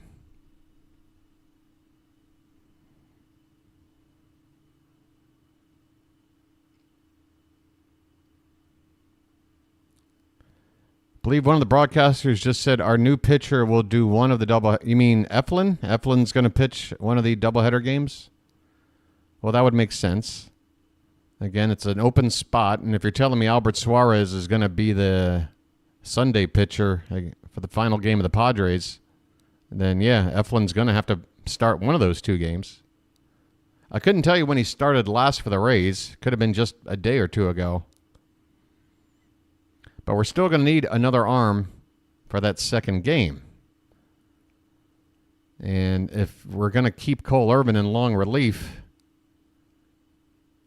then we'd have to probably call somebody up. Otherwise, if we're not using Irvin between now and then, he could make a start. Irvin hasn't been used much. He made a 1-inning relief appearance the other day. And he got the batters 1, 2, 3.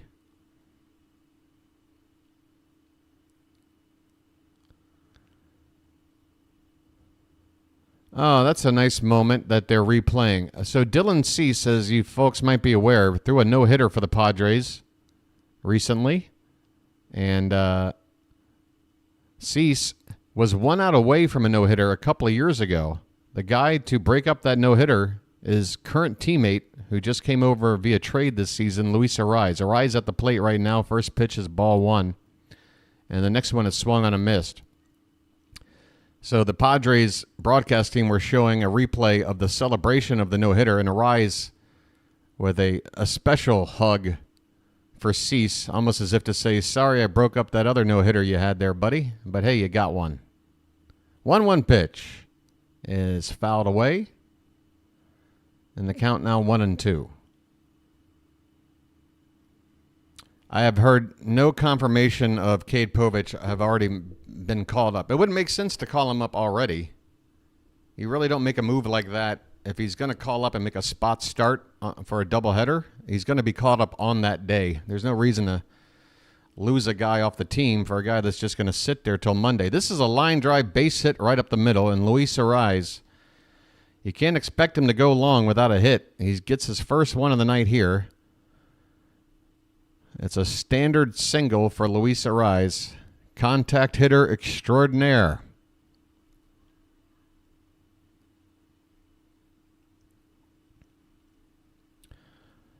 So it's the top of the order here, and Grayson Rodriguez is about to throw his 90th pitch. Arraez is on at first base with nobody out, and here's Jerks and Profar. First pitch to him is low and in for ball 1. All right. Grayson has been great so far. But the wheels could come off any time now that we're into the 90s with the pitch count. So I'm hoping we've got somebody at least stretching out there in the bullpen, because no matter what Grayson does, he's not going to be able to last too much longer. This pitch is off the plate outside, and he's fallen behind Profar 2-0. Well, they cut to the bullpen, but it's the Padres bullpen. Yuki Matsui, a left-hander, getting loose for San Diego. The 2-0 to Profar is right in there for a strike, and Profar was taking all the way. Nobody out. There is a righty up for the Birds, Birch Smith, as Rob tries to beat me to the punch. Rob, you're 10 seconds ahead. You knew I was going to see what you just saw. This one is fouled back by Profar. 2-2 the count. That's almost a spoiler, Rob. But I'll let it slide.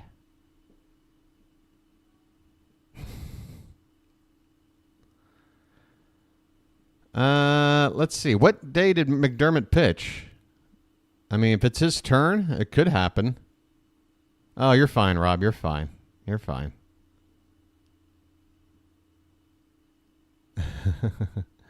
The count is full on Profar, folks. Nobody out with a runner at first. Stop doing that. All right. Here comes the payoff pitch. And this one's hit on the ground. And Mountcastle, it's a foul ball. Just a bit foul.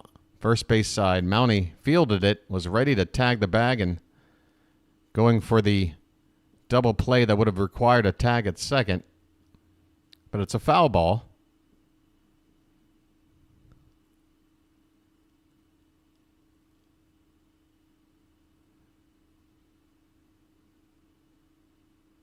Mountie did well to stretch and field that ball. But it's just a foul ball. We still have a full count here with nobody out and a runner at first for the Padres with Profar at the plate. Arias at first base. 2-0 Baltimore in the top of the sixth. The pitch is lifted in the air and deep. Right field. Going back is Santander, and that ball is gone. We've got a tie ball game.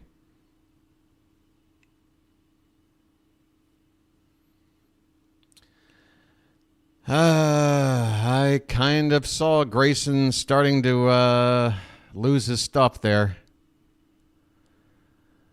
I kind of saw it coming, folks. I didn't want it to be a home run. I was hoping, one more hard hit baseball and maybe we're going to the pen up to 96 pitches. But instead, he leaves one right out over the plate, belt high, and Profar turned on it. We've got a tie ball game. I went about 3 or 4 rows over the grounds crew shed. Well, it's a brand new game. We're starting over. And has Grayson been removed? Somebody just went down the Orioles dugout tunnel. But it was only on screen for half a second. There is a commercial break, so I suppose that there is a pitching change. So we left Grayson in there for one batter too long, apparently. He gives up a 2-run homer. He gives up a chance to win the ball game. And it's going to be Burch Smith coming out with nobody out here in the sixth. Call to the bullpen.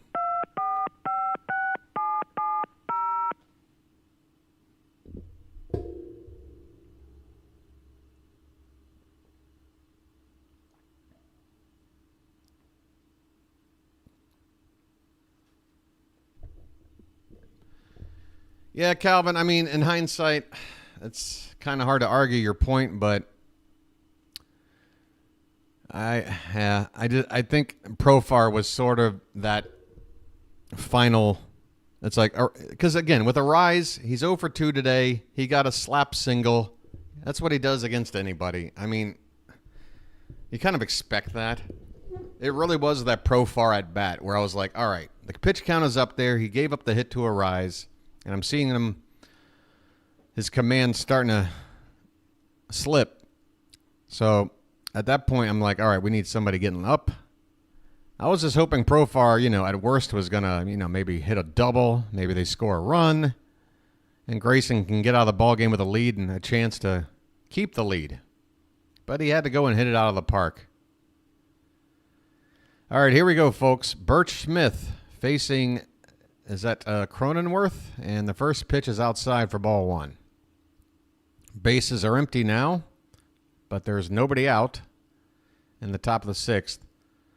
This is the 30th appearance from Smith between time in Miami and time here with Baltimore. This pitch is off the plate outside, 2-0 the count.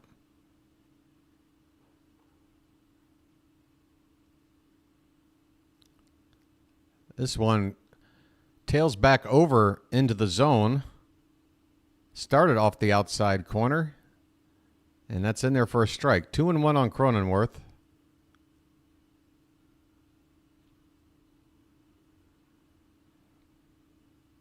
This one is lifted foul behind, off to the left and out of play. 2 balls and 2 strikes. On the season, the Orioles bullpen opponent average is 3rd best. Opponents hitting just .214 off of our bullpen. We've allowed the 3rd fewest amount of homers, and we have the 4th best whip. So say what you want about our bullpen. We've had some nights where we have shaken our heads at some opportunities lost, but on the season, pretty good. Payoff pitch here to Cronenworth, and this one skied in the air to center field and deep. Cowser's at the wall, and up against the center field wall, he makes the catch. My goodness. Not a whole lot of room left out there. Cronenworth hit that ball About 390 feet for an out.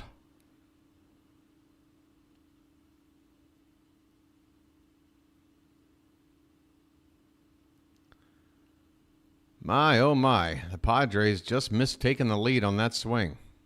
Here's Manny Machado. 1 out now. Bases empty. First pitch is swung on. Hit on the ground to Gunnar. And that ball was snow-coned in the glove. And Mountcastle's unable to pick the throw to first. My goodness. You could almost sense something wasn't right about this play because Gunnar sort of snow-coned this ball. But he did get it to his throwing hand. The transfer was fine. But this sort of sidearm throw, it's just dipping and dipping all the way to first, and it was a one. Mountcastle usually makes this pick. But that'll have to go down as an error on Henderson. 1 out, runner at first. Here's Xander Bogaerts, who takes a called strike. Yeah, the Gunnar fielding lately has been a little bit concerning.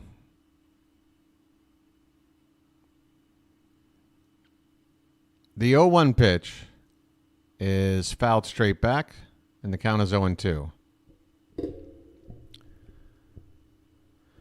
Yeah, that's the deal with Henderson, you know? Like, he's capable of making just unbelievable plays that maybe only one or two other guys in the league are capable of making, but it seems to come at a price. I don't know if it's worth the price. Like, I love an amazing play, but every time he goes into a dive, pops up, spins around, and throws the ball without really even seeing where he's throwing it, it's always anxiety for me. 1-2 the count on Bogaerts. And the next pitch is swung on. That's hit into left field. Going back on it. Still going back is Kjerstad, and he drops the ball and then runs into the wall. The go-ahead run is rounding third and coming in to score. And Heston Kjerstad just showed us why patrolling this giant left field might not be best suited for him. This is what I've been talking about, folks. I don't mean to say, hey, give me a cookie, but Heston Kjerstad, defense is not his specialty. And to ask him to play this giant left field, he had time to get back on this baseball. But every time he goes into a sprint to try to track a ball down, he never looks comfortable. It has to be said. It's 3-2 Padres now. And I miss Austin Hayes already. Hayes catches that ball. We've got a meeting on the mound. I'm not trying to pick on Kjerstad. I love Silent J.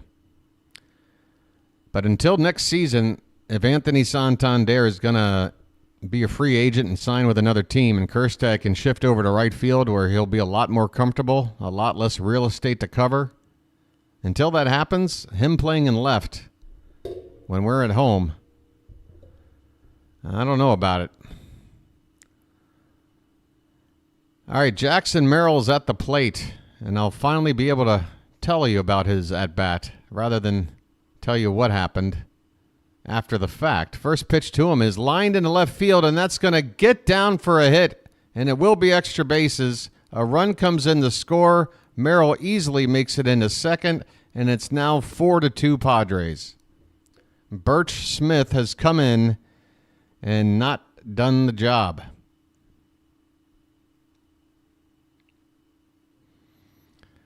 I mean, Kjerstad, his fielding didn't help, but the ball hit to Kjerstad is probably a home run in a lot of parks, so you still have to put some of the blame on Smith.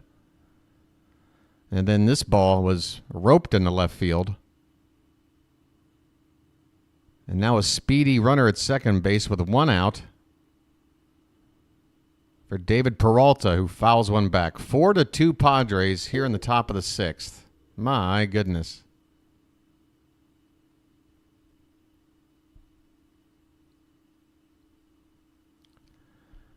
The 0-1 to Peralta is in there for a strike, 0-2.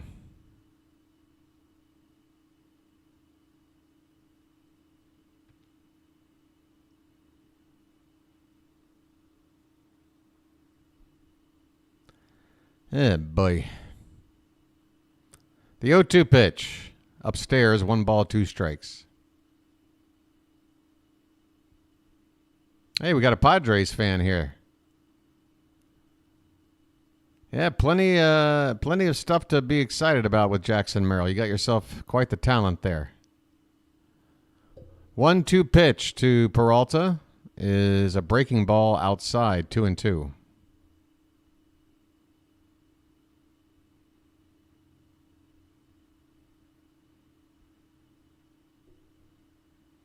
Brian Baker is up in the pen for the Orioles.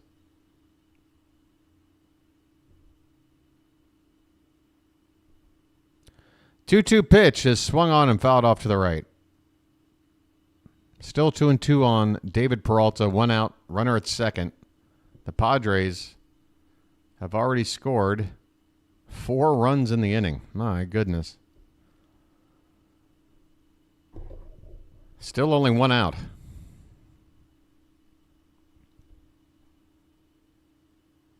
This pitch is fouled back. Still 2-2. This inning started with a base hit by Luis Ariz. Profar with a 2-run homer to tie the ball game. And now the Padres have added 2 more runs on with RBIs from Xander Bogaerts and Jackson Merrill. Here's a pitch in the dirt from Smith, and the count goes full. 3-2 on Peralta. Who do we got up in the pen now? Because Birch Smith isn't looking like he's got it tonight.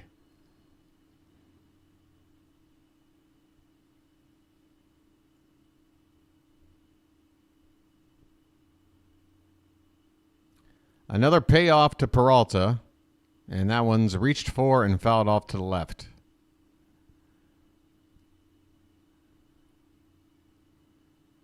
Full count.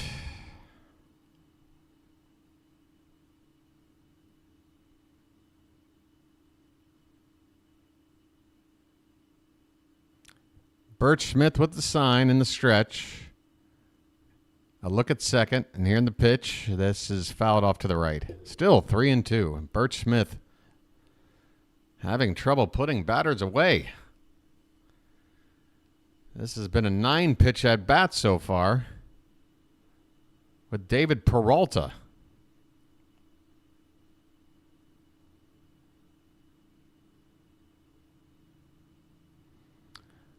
Book Duck, I mean, if you're going to ask a question like that, there's a swing and a miss. Hey, a strikeout for Birch Smith. Well, y'all come back now, you hear? See, Book Duck, when you start asking philosophical questions like that, I start to drift into another state of mind. Am I here? Who am I? What am I? Ha-Seong Kim at the plate with 2 down. And the first pitch to him is high for ball 1. Kim's already got a pair of hits tonight. 9 hits for the Padres already. The Orioles have just 2. So Kim has as many hits as the Orioles team. And this guy hits 8th in the lineup. And this one's drilled to left field, but right at Heston Kjerstad, who makes the catch. Yeah, Kjerstad can catch the ball fine if you hit it right at him. It's that whole running down a baseball thing that gives him a little bit of trouble. That's it in the inning, but the Padres have done a lot of damage. They've taken a 2-0 Orioles lead and turned it into a 2-run lead for themselves with a 4 spot, knocking out Grayson Rodriguez and touching up Birch Smith with some bad defense in the mix. We go to the bottom of the 6th. It's 4-2 San Diego. My goodness. All right, folks. I mean, after all that, forget it.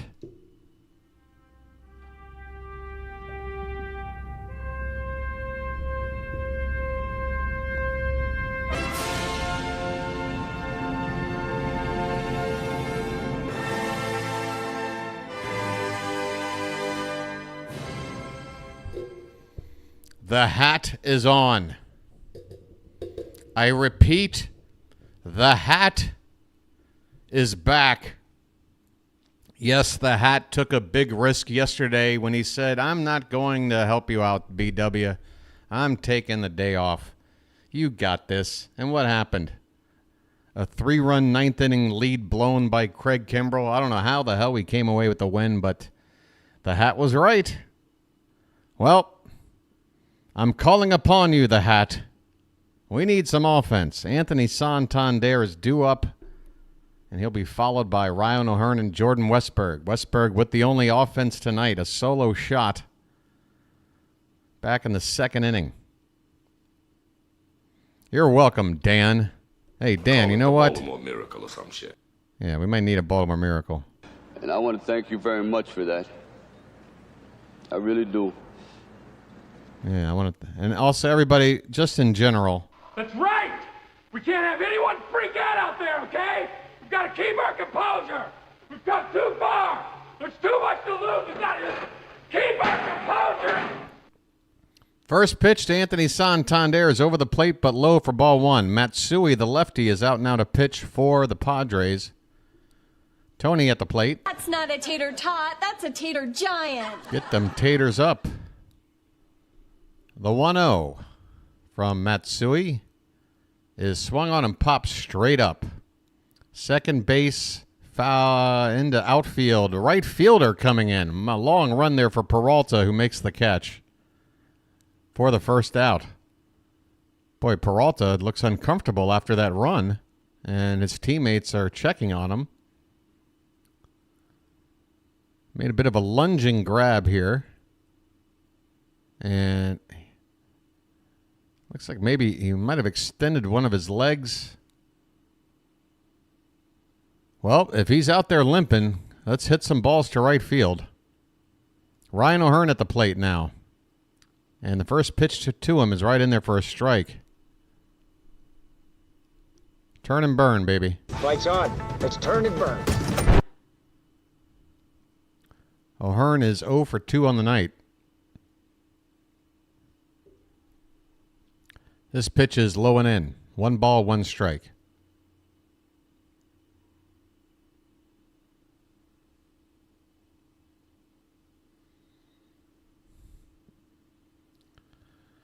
All right.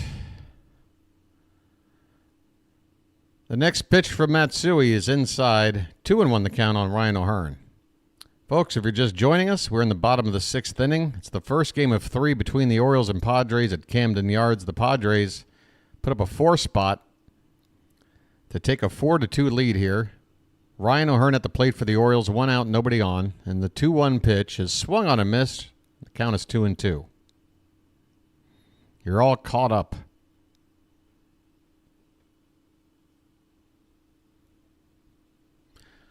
Boy, if you would have told me this would be where we are right now after the way things started, the Padres starter getting removed after only 2 2/3 innings, while Grayson was cruising for the most part. I mean, the pitch count was always an issue, but he was getting outs. He was scattering the hits.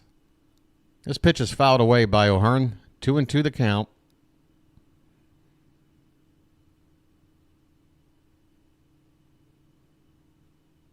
Hey, Book Doc. I'm not. I don't know if Verdugo is the perfect. I mean, it's the same ballpark, same left field. But I don't know if Kjerstad broke in first. He's just not comfortable chasing balls down. He's just not.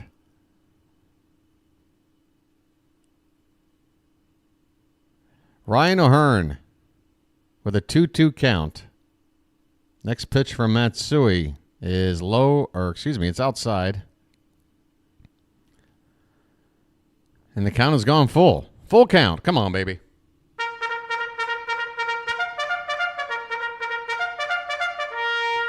We need something. Full count on O'Hearn. And the payoff pitch is fisted foul behind the plate. We'll do it again. Still 3-2. Come on, Charm City chat. Regulators. Let's go. Come on, Cavalry. Another payoff pitch to O'Hearn. And this one is hit softly left side. This could be a swinging bunt, and it is. Manny Machado will have to just put it in his pocket. Ryan O'Hearn with a swinging bunt.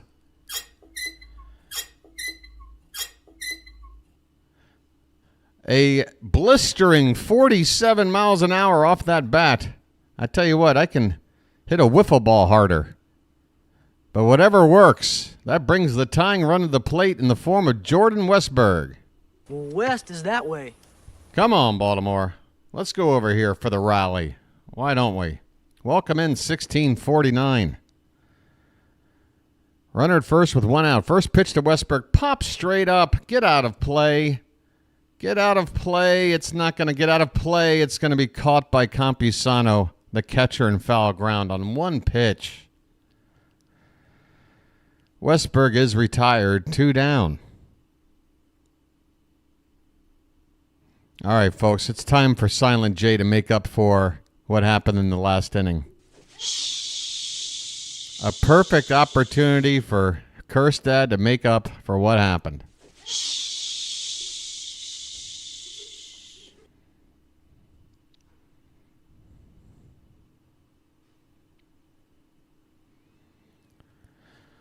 O'Hearn is at first with 2 down.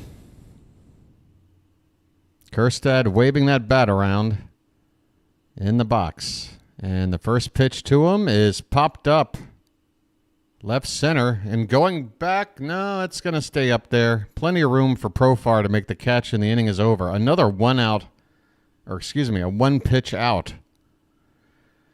Man, we got to work the count a little better than this. The inning is over. The Orioles fail to score. Still 4-2 as we head on now to the 7th inning. We are in the late innings, folks. We have got to get this offense going. Too many first pitch swinging with no good results.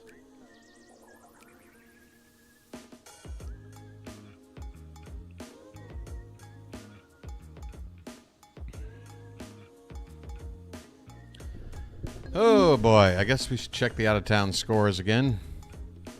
That Cleveland game has got my interest. They are still ahead 3-1 in the bottom of the 8th on the Phillies.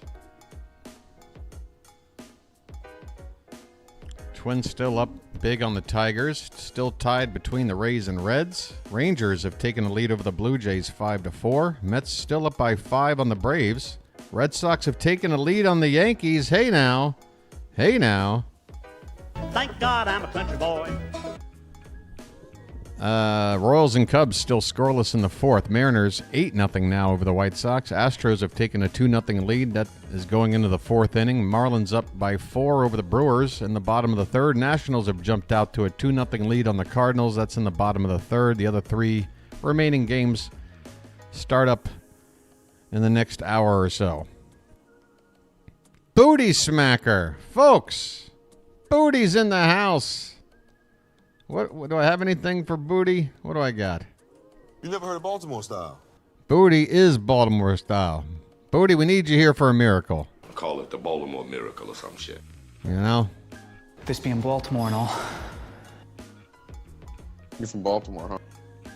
By the way, I've got some rare audio clips of Booty Smacker at the local club. Where you from? Baltimore. What? Baltimore. Baltimore? What's that? Look, it doesn't really matter, all right? Keegan Aiken is on the mound. First pitch to Campusano is off the plate for ball 1. The next pitch is inside 2-0. Keegan Aiken is on in relief for the Orioles. He'll face the number 9 hitter. Let me get this music off. I'm sorry.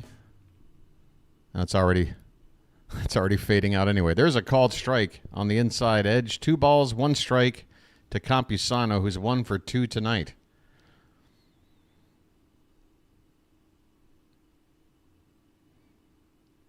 This pitch is lifted in the air to left center. And Kjerstad will make the catch. One away here in the top of the 7th. Baltimore.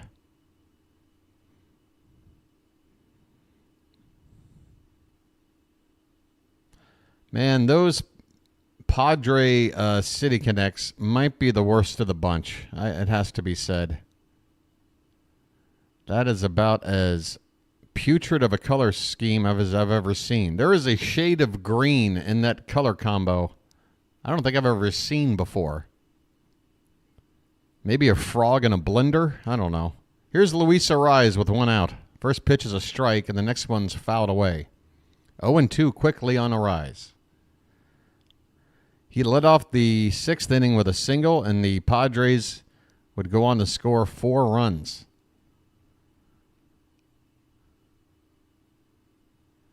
Oh, 2 pitch is low. 1 ball, 2 strikes.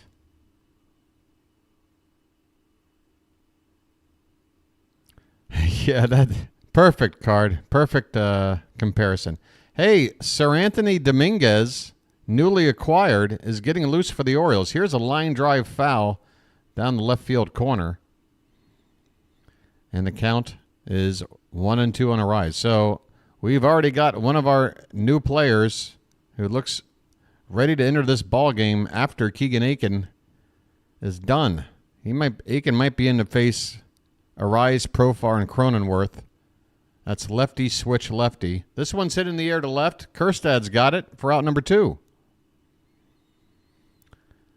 2 quick outs for Aiken. I got that wrong. Campusano was the leadoff hitter. Then Arraez. So now there's 2 down. So Profar's up, switch hitter. And then a lefty Cronenworth due up after that. Sir Anthony Dominguez, Zopfinator, newly acquired from the Phillies, is getting loose for the Orioles. Ready to make his debut. This pitch is a called strike to Profar, who's now batting from the right side against the lefty Aiken. Profar hit that 2-run bomb that tied the ball game up in the last inning. This one's fouled back, 0-2. An amazing career year for Profar, who has been hanging around the league for several years, putting up some pretty pedestrian numbers. This pitch is high, 1 ball, 2 strikes. But Profar this season has put together an all-star season. His average now sits at an even 300 with 17 homers and 64 RBI. 1-2 pitch is a breaking ball that stays outside, 2-2.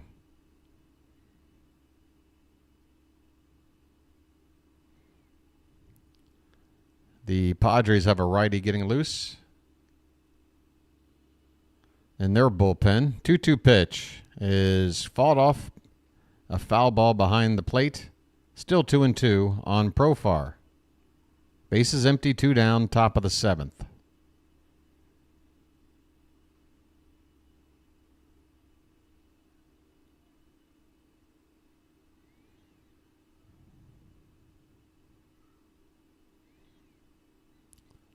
Oh, I need some breakfast. Stomach is growling. 2-2 pitch from Aiken is inside, and the count goes full. Cronenworth is on deck.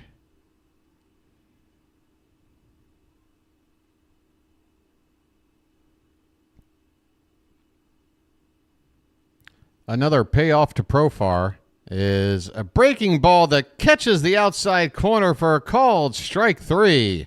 And Profar was already making his way down the first.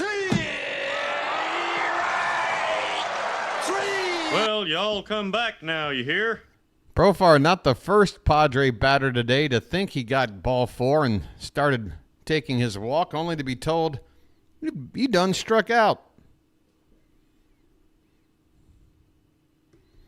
All right, folks, the hat is on, and if we can come back and win this thing, I'm making a promise right now.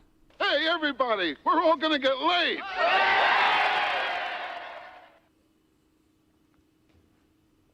All right, so there's a lot on the line here. If we can win, we're all going to get laid. Hey, is it 7th inning stretch? Holy cow.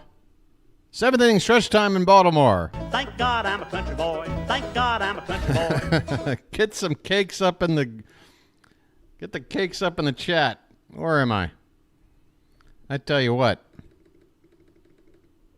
There we go. There's some cakes. Some cakes on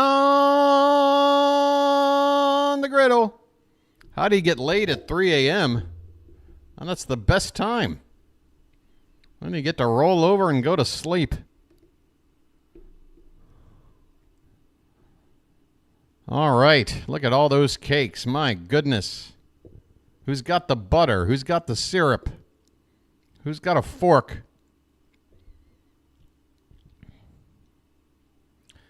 My goodness. Hey, you know, I've got this thing back now. I'm sending everybody hearts. See the hearts I'm sending you?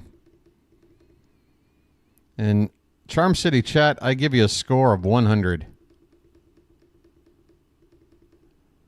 I'm such a guy. I know. I'm just this predictable guy. There's no nuance to me at all. I'm as predictable as they come. All right.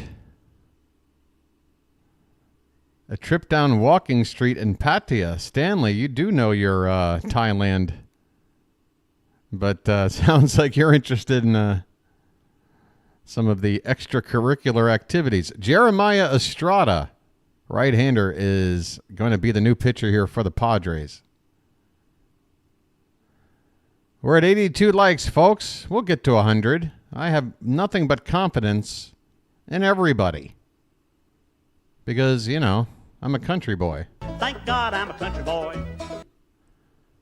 All right. Subs get up to 1650. Look at that, folks. Now we're on the downward part of the hill to 1,700. Ryan Mountcastle to lead it off for us, folks. First pitch, he goes after it and hits a ball on the ground at second base for a routine out. Can we stop swinging at the first pitch? What do we have a flight to catch? We're home. It's the first game of the homestand. Take a pitch. Colton Cowser at the plate. Cowser 0 for 2 tonight with a pair of groundouts.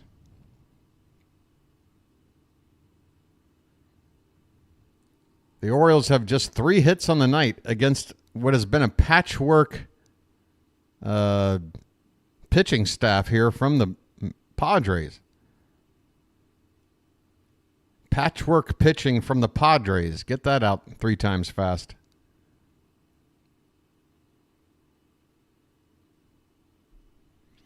Dan makes a pretty good point. This is the 5th pitcher of the night for San Diego, as this pitch had the plate but a little bit low, 99 miles an hour from Estrada. Jeremiah Estrada. And they've already got another lefty getting loose due to the Padres. So they are bringing in everybody. This is at the top of the zone for a called strike to Cowser to even up the count at 2-2. Or does that make it just 2-1? Okay, never mind. That's better. 2-1 is good. 2-1 the count on Cowser. 1 out, nobody on the pitch. And that's a big swing and a miss. 99 miles an hour, top of the zone. And now the count is 2-2. The Oriole bird is strutting up and down the dugout roof. Trying to get the fans pumped up. We need some excitement here. There he is. There's the bird. Doing his thing, strutting. Swung on and fouled off to the left by Cowser. Still 2 balls and 2 strikes. On the milkman. Oh, my God. It's the attack of the cows.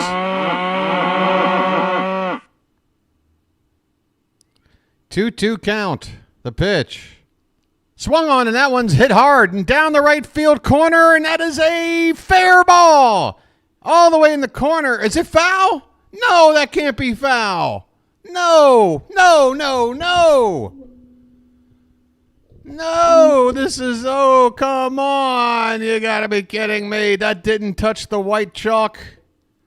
Oh, my goodness. Cows are so close to extra bases.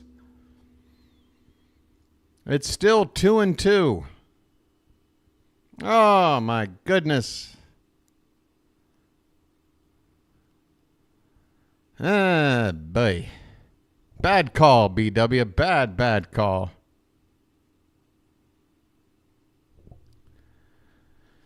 Two and two the count.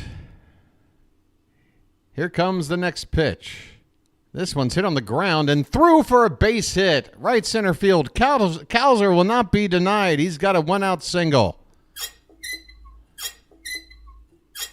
He turns on the faucet, and that brings up Connor Norby. Connor. Oh, hi. Connor Norby. All right, folks. Norby is the tying run at the plate. He had a home run to the opposite field in yesterday's ball game, his first game since being recalled from Norfolk. Calzer's at first, and the pitch to Norby is swung on a miss, 98 outside half of the plate. And again, that was a strike, but man, we love swinging at that first pitch. Norby is 0 for 2 tonight. The 0-1 is hit on the ground, foul, and Norby's in an 0-2 hole.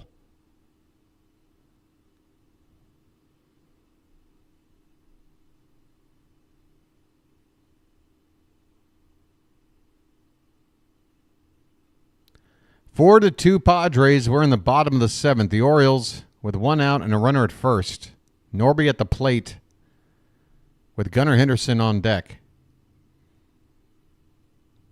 Estrada's pitch is a check swing. Please don't say he went. Okay, thank goodness. That pitch was 4 or 5 inches above the zone. Norby started after it and was able to hold up. And I tell you what, we might have been given a break because I think he swung. 1 ball and 2 strikes.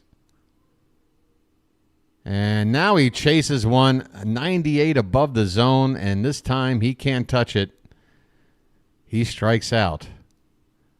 All right, folks, it's Gunner time. His name's Gunner, and he's dating my mom. Come on, Gunner. We're due. We're due in so many ways. You're due for a homer. We're due to tie up this ball game. We're due for a hit. We're due. I'm sick of this. Meeting on the mound, and actually it's going to be a bullpen change here for the Padres. Come on, Baltimore. Gunner's coming up. San Diego needs to bring out another pitcher to face them because they're scared. So let's make them pay. It's time to get this offense up and going. Come on. Enough is enough. I need a lucky.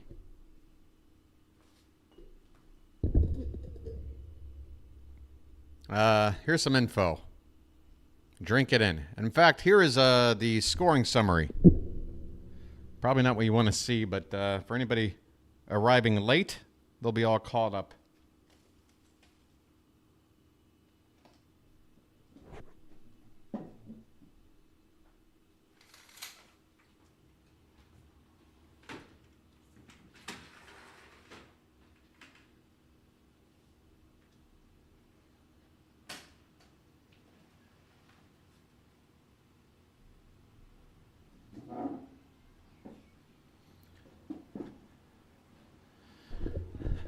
I know we need a Gunner homer. Again, he's due. He's due. And we're due for some Orioles magic. We're due for the dramatic. You know? We're due. Just like we're due to win a pennant. We are due. Let's go.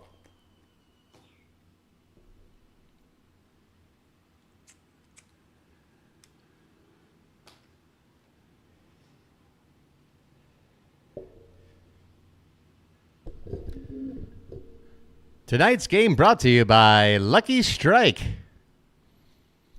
9 out of 10 doctors prefer Lucky Strike. They're toasted. They'll calm your nerves. All right, folks. Gunner is up. Here we go. Morejon. Morejon is the pitcher. Adrian Morejon. 33 appearances on the season, 2.18 ERA. First pitch to Gunner is off the plate for ball one. Here comes the next, and that is in there at 99. Wow. Last reliever was throwing 98, and now they bring in a guy that can throw 99. 1 ball and 1 strike on Gunner, folks. The Orioles down 2 in the bottom of the 7th. I should be on the sub-screen.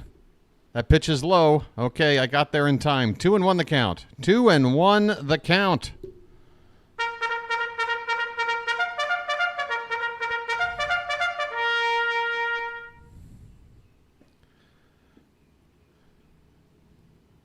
The 2-1 pitch is grounded foul right at the plate, and the count even up at 2-2. Come on, Baltimore.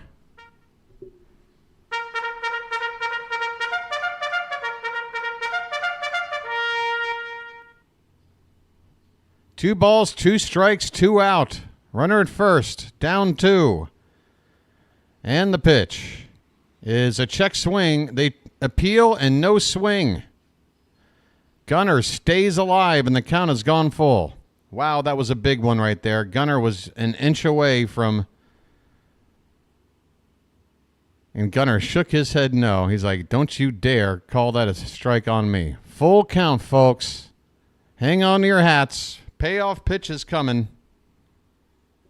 Here it is. And it's low for ball 4. Gunner emphatically flips the bat toward the dugout. Takes off the shoulder guard. Takes off the elbow guard, I should say. Takes off the shin guard. He's down to first base. Folks, first and second with 2 down. And Adley Rutschman coming up. I'm walking here. I'm walking here. Let the clutch out gently, okay? Come on, Adley. Save us. Save us from this nightmare. Deliver us from evil. Here comes another meeting. Are we going to get another pitching change? Or is this just a conversation? I think this pitcher hasn't faced the 3 minimum yet.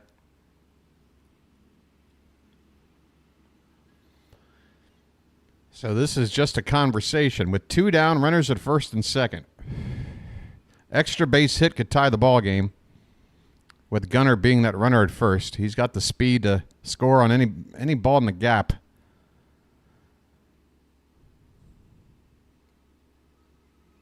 Come on now. Is this meeting over yet?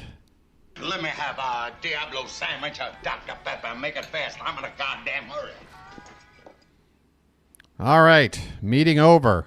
Rutschman is ready to hit. 0 for 2 tonight with a walk. Santander's on deck, Dan. First and second, 2 down. Need a big 2-out hit. The first pitch is over the plate but low for ball 1, and thank goodness we took a pitch. 1-0 the count.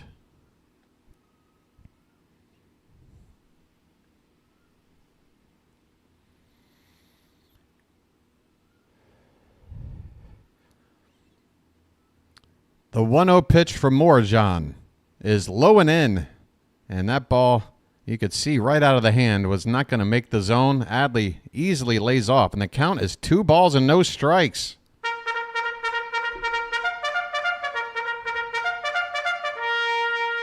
O'Hearn at second and Gunner at first. Isn't it? Wait, no, I got that wrong. Cowser? This one's hit to third base. Picked cleanly and over to first in time, and the inning is over. The Orioles get 2 men on and cannot cash in. And we're heading on now to the 8th inning. It's still 4-2 Padres. Eh, boy. Well, we might be seeing a debut here. Sir Anthony Dominguez might be making his Orioles debut here. That was Cowser, by the way. Cowser was the lead runner. So you had Cowser and Gunnar, a couple of fast runners out there.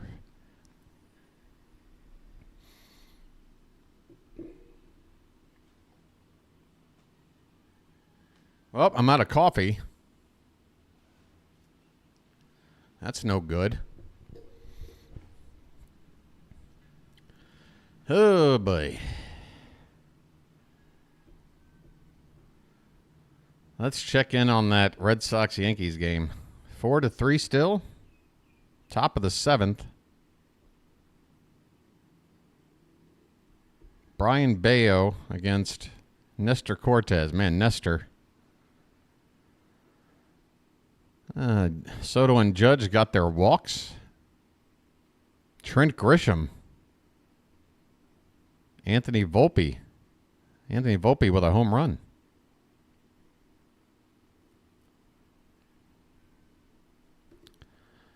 Hey, let's get back over here. So it's going to be in the bottom of the 8th. Tony, O'Hearn, and Westy due up. The Orioles need to keep the Padres off the board. 2 runs to make up. That's enough. We can't afford to be down any further than this. Judge just hit a homer to make it 6-3. What do you know? What do you know? Oh, boy. Sir Anthony Dominguez is on the mound, and the first pitch as a Baltimore Oriole is 2 feet off the plate outside. Look out. Dominguez. Next pitch is in there for a strike at 87 miles an hour. That must be the breaking or the changeup. 1 ball and 1 strike. Pitch is on the hands and grounded toward first. Mountie flips to Dominguez covering the bag for out number 1. Just a bit outside.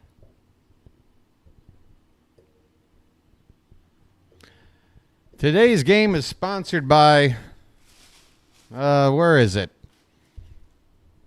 Oh, to hell with it. All right, here's Manny Machado. Make it 7-4 Yankees.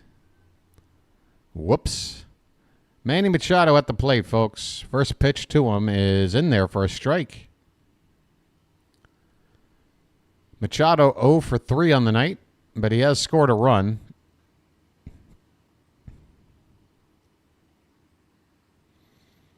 Oh, 1 pitch is inside. 1 ball, 1 strike. 97 there from Dominguez.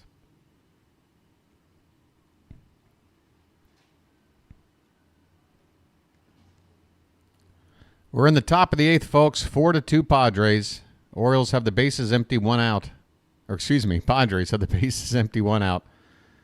The Orioles trying to keep them off the board and have 2 more innings to find some offense.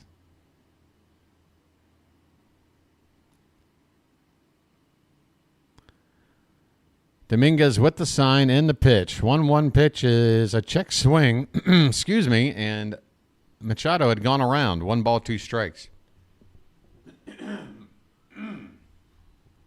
All right. Hang in there, larynx. Hang in there, vocal cords. 1-2 pitch is swung on and missed. On the pitch off the plate outside, Sir Anthony Dominguez with his first Orioles strikeout.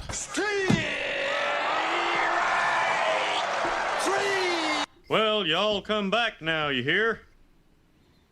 2 down in the inning. No, 1 down. 1 down, 2 down. How many are down? 2 down in the inning.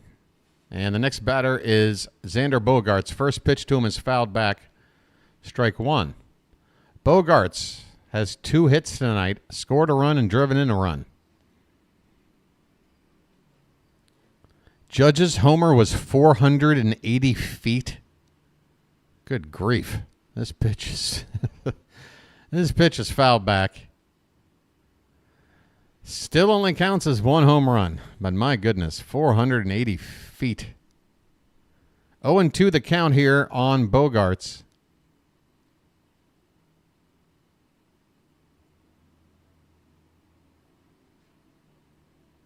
Bases empty, 2 down. Dominguez looking for a clean inning of work here. 0-2 pitch is way upstairs. Rutschman could not get it as it not only goes to the backstop, it goes through the backstop, down the tunnel, right behind home plate. That ball escaped like Andy Dufresne in the Shawshank Redemption. He tunneled out. That ball tunneled out of there to freedom.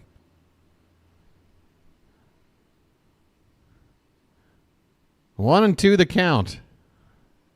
And this pitch is low and away. 2-2 now on Bogaerts.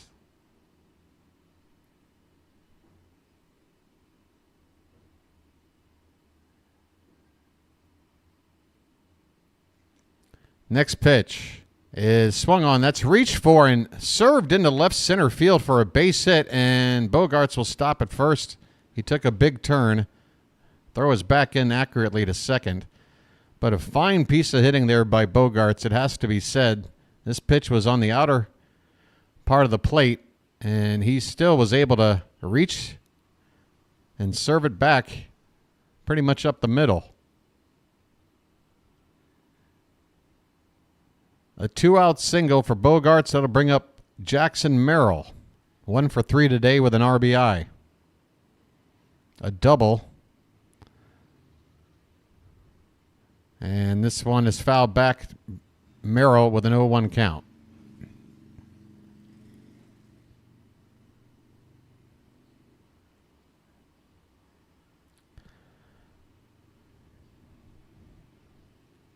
Here comes the 0-1 to Jackson Merrill from Dominguez, and that's low.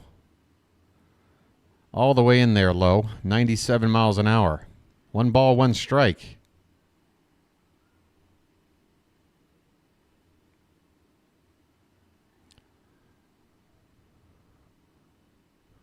The 1-1 pitch is low again.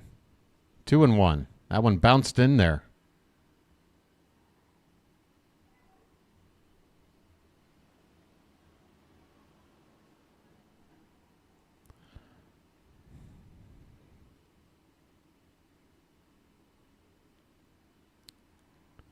Here comes the 2-1, and that one's hit hard into left field, a base hit. Opposite field single for Merrill. Bogaerts stops at second, 2 on with 2 out now for the Padres.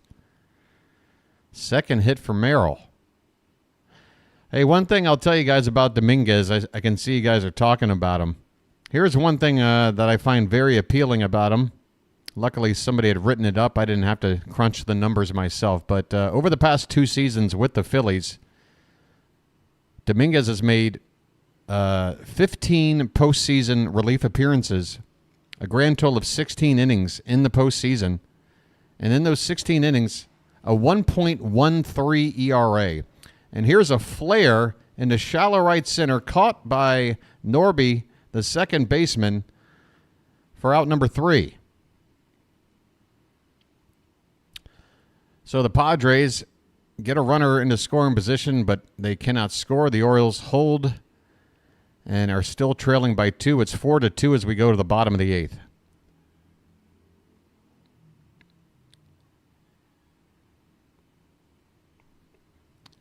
What would happen if there was a runner on first when that pitch went through the netting?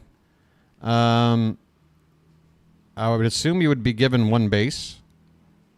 But if that runner was already in motion, then I think it becomes like the discretion of the umpire. They could actually get another base. I could be wrong about that. But sometimes there's a discrepancy with that kind of a ruling if the runner is already moving. I can't 100% say for sure, Rob.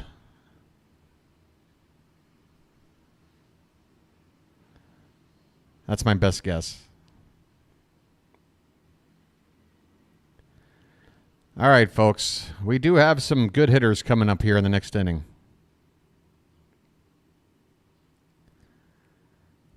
This offense has got to wake up, man. 4 hits.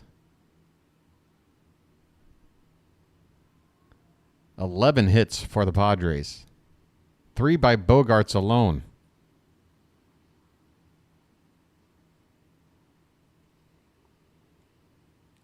Let me close this door while I have a chance.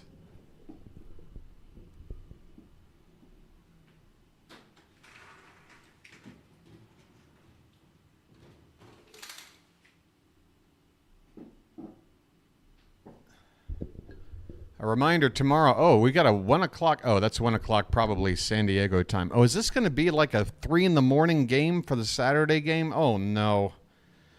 Morajan is out there still, the lefty for the Padres. Anthony Santander is at the plate, folks. Come on now. That's not a tater tot. That's a tater giant. Tony's 0 for 3 tonight, and we need some taters up in the chat. 1-0 pitch. Swung on and lifted in the air, left field and deep. Going back toward the splash zone. That ball is gone. Bye, birdie. Anthony Santander with a towering drive to the splash zone. That ball landed to the feet of Mr. Splash himself. Tony taters again. His 29th of the season. I believe he is now past Gunnar Henderson for the team lead. It is now 4-3. Get some Anthony Santander.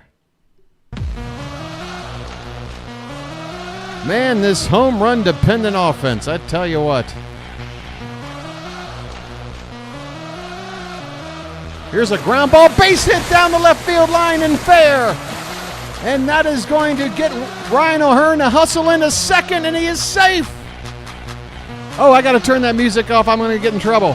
Oh, I got to turn that music off. I'm going to get in trouble. Oh, no, I played that song too long. I'm going to get a copyright.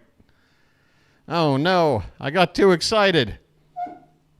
The Orioles have the tying run in scoring position just like that.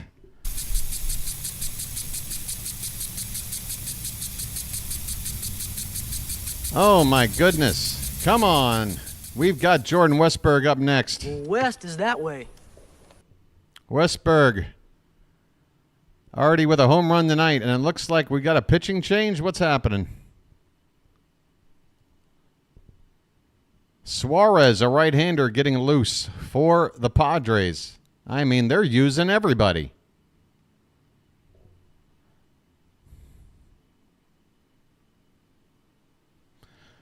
Folks, if you ever wanted to throw in a super chat, tonight might be the night, because I think I just sacrificed whatever ad revenue I would have made by playing that song for too long. We'll see. My goodness, I got too excited. I couldn't find like a 5-second clip of that song. It's like the whole darn thing. I just have to manually cut it off after a few seconds. Okay, we got Westberg at the plate here, folks. Lock in. Still nobody out in the inning, and the tying run at second. You got to get that runner to third, Westy. First pitch is in there for a called strike. Here we go. Now it's time to play some fundamental baseball. A tying run at second base with nobody out. It's like having a ghost runner in extra innings. You got to get him in any way you can. The pitch is swung on and missed on a pitch low and into Westberg, and it's 0-2. Come on, Westy.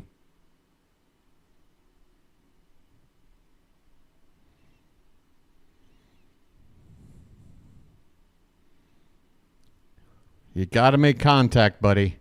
0-2 count. The pitch swung on, and he gets a piece of it to foul it away. Still 0-2.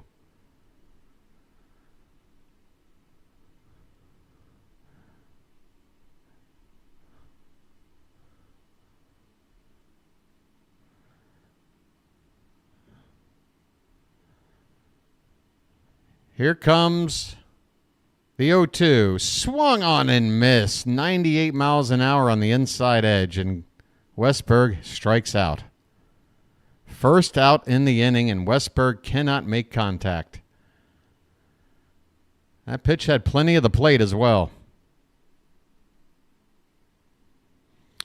Heston Kjerstad, folks. Again, he's got a chance to make up for that play in the field earlier. He was not awarded an error for that play, as that ball is, I say awarded, that's probably not the right terminology. He was not slapped with an error on that play. He fouls the first pitch back. 0-1 the count on Kjerstad.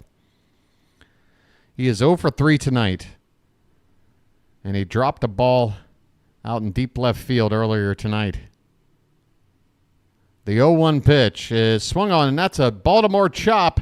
It's going to be a tough play, and he is safe. He is safe. The Baltimore chop. And that'll put runners at first and third. The tying run 90 feet away with only one out. Let's go.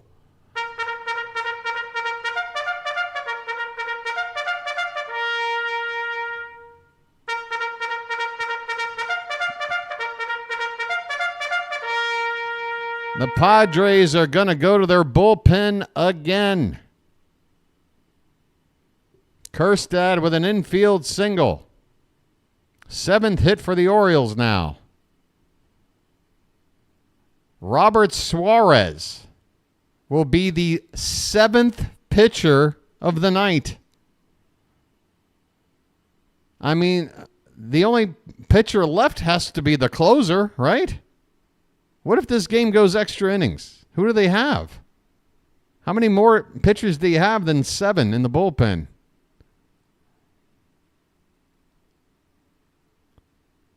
I don't know. But they are, maybe one or two of these guys, they're just going to send down to AAA or cut or something, and they're going to make some changes. I don't know.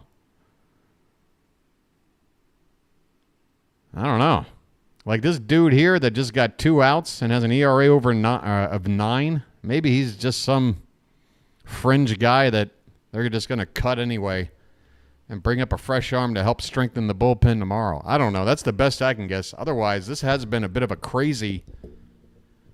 You would think the Padres were playing the 7th game of a playoff series right now, an elimination game, with the way they've been using this bullpen tonight.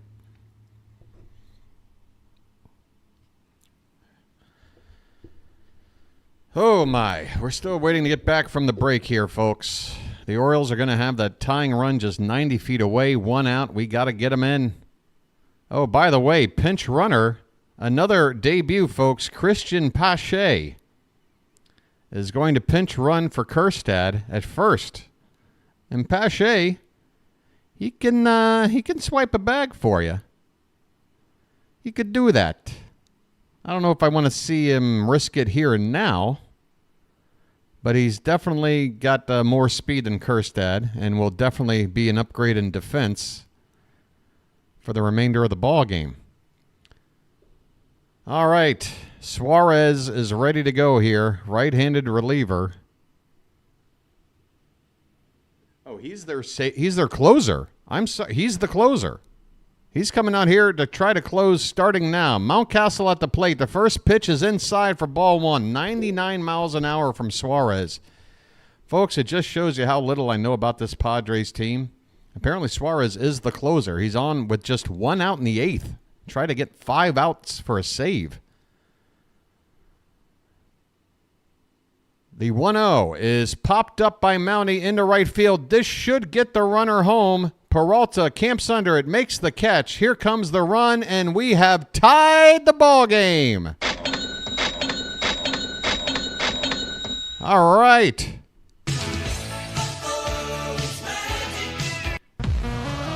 Hey, we got some offense without the benefit of a home run.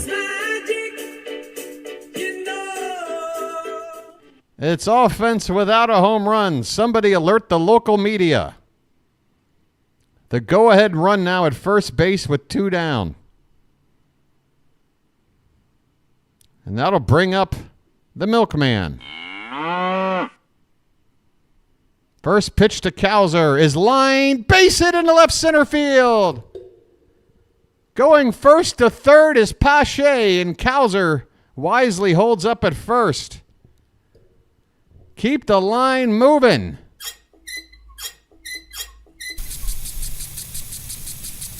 Go ahead run now 90 feet away. Splash it up. It's going to be Connor Norby due up next. Connor. Oh, hi. Cedric Mullins is going to pinch hit for Norby here, the left-handed bat. Well said, now you know what to do. All right.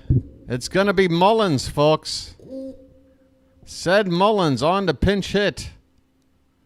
So we might make a double move. Maybe Mullins will stay in and play the field instead of Pache, and then we'll just replace Pache with Urias on the infield. That's my best guess.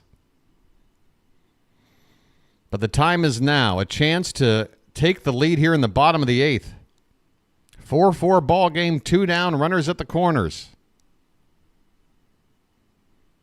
Ced Mullins looking for some 2-out magic.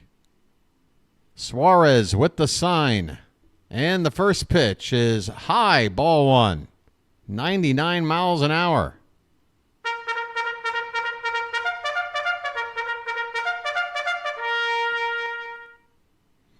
1-0 the count.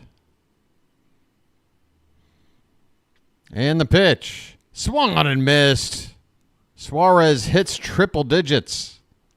100 on the gun. If the Orioles were to take the lead, Craig Kimbrell is already up, just in case. The 1-1 is swung on and missed again. 99 right on the inside corner under the hands.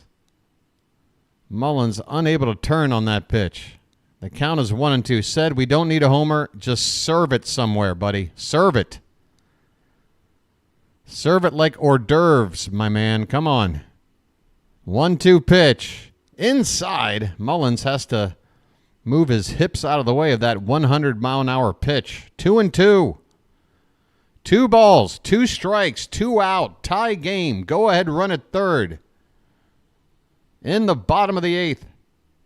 We'll take a bloop. The 2-2. Swung on and missed. 101 miles an hour. Mullins strikes out, but the Orioles do tie up the ball game. It's a brand new ball game again. 4-4 as we head to the 9th. Holy Toledo. We got ourselves a ball game. Happy birthday to your mom there, SG Sports Talk Channel. My goodness, where are we here? Folks, let's how about a subscriber run, huh? Hey folks, if you're watching along right now, tell me, are you not entertained? Why don't you think about subscribing? This channel is growing like bamboo. Nobody's stopping it. So be a part of it now. Get some of that street cred. So a year or 2 down the line, when we're up to like 10,000 subs, you can be like, yeah, I was down with BW back in the early days. Yeah, shoot. I'm number 1652. Oh my, sports talk. That's asking a lot. And I don't want to get a copyright claim from whoever invented that song 8,000 years ago. All right, fine. Happy birthday to you. Happy birthday to you. Happy birthday, Ms. Gupta. Happy birthday to you. Craig Kimbrell is going to pitch in this tie ball game. Non-save situation. How do we feel about it, folks? I don't know, but here we go. I know it's not a save, Craig, but... Close the door. All right, just keep it closed. Close the door. Close the door. I hope your mom heard it, or else what was the point? 42nd appearance for Kimbrell. Ha-Seong Kim at the plate. First pitch is in there for a strike. 8-9-1 due up for the Padres here. Kim, Campusano, and back to the top of the order in a rise.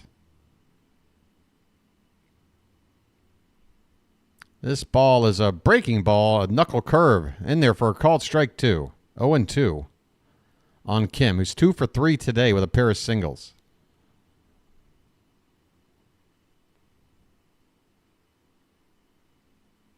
The 0-2 pitch. Knuckle curve reached for and fouled off by Kim.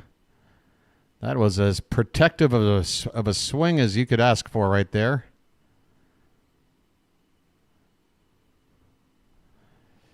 Well, it was a bad day down in South Florida for Kimbrel yesterday. Let's hope the home cooking helps out. Well, that pitch doesn't instill a whole lot of confidence. A fastball, Ricky Wild Thing Vaughn fastball, about 3 feet outside. Went back to the backstop. 1-2 the count on Kim. The pitch. Outside, 2-2.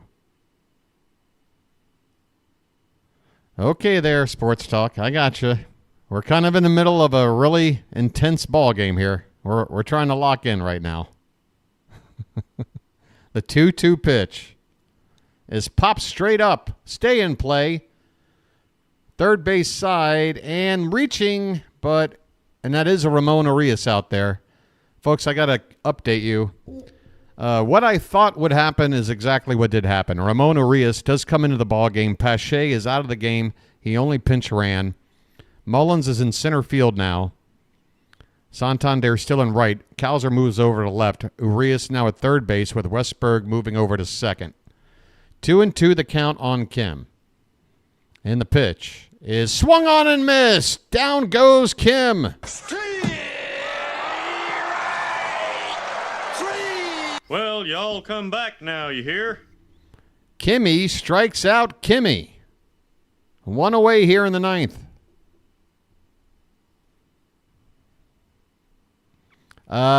We'll talk about it when we're not in the middle of all this sports talk. Again, it's not the time to talk about anything but the game right now. This is a swing and a miss by Campusano at the plate.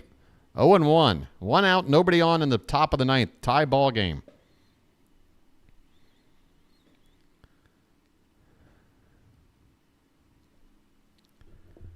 The next pitch is outside. 1 ball, 1 strike.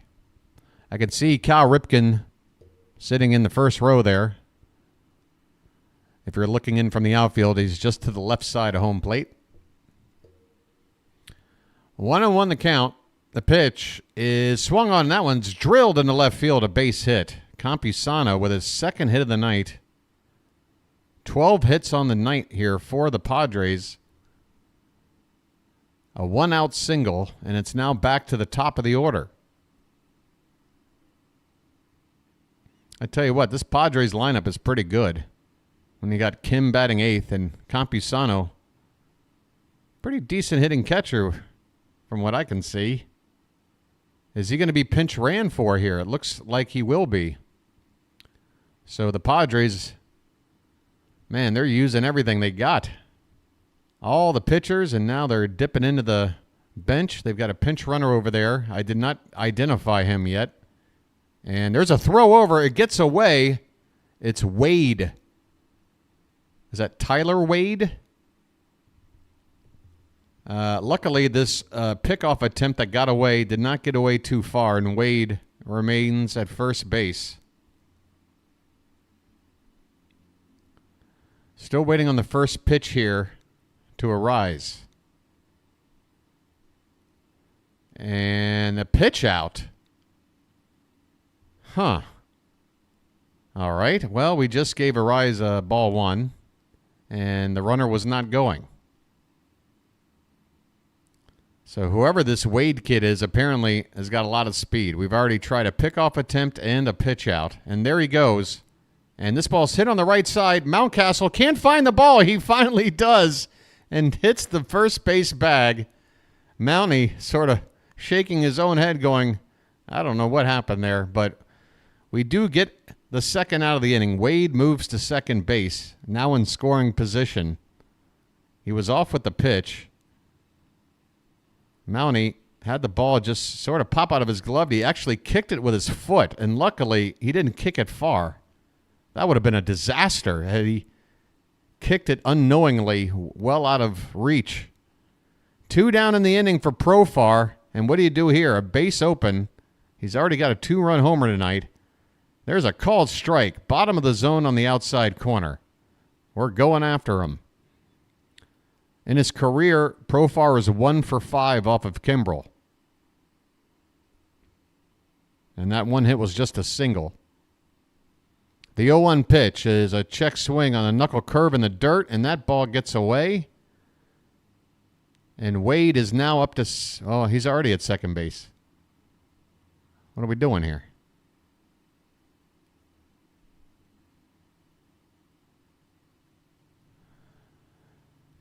All right, so the ball got away. Wade slides back into second. 1-1 the count on Profar. The pitch. This one swung on and hit in the air to center field and deep. Mullins is going back. Mullins is out of room. This ball's gone. Chili, you're spoiling it. Chili. Yeah, I could have maybe said that. Chili, you spoiled it, buddy. 2-run homer in the top of the ninth. The Padres now lead at 6-4. Craig Kimbrel gives up a 2-run bomb with 2 down in the ninth. Profar with his second 2-run homer of the night. Oh, boy.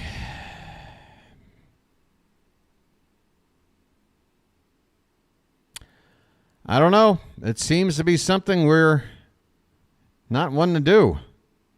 This happened against the Guardians when Jose Ramirez was in a similar spot. We didn't walk him.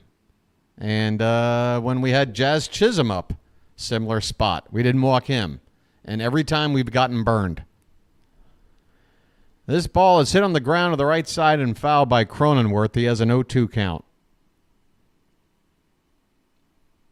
Again, how many examples do you need where you got, like an all-star at the plate and a base open, and you go after him and you let him beat you? It's happened 3 times that I can remember. There's probably at least 1 or 2 more. This pitch is off the plate, 1-2 the count on Cronenworth. The pitch is hit foul off to the left, still 1-2.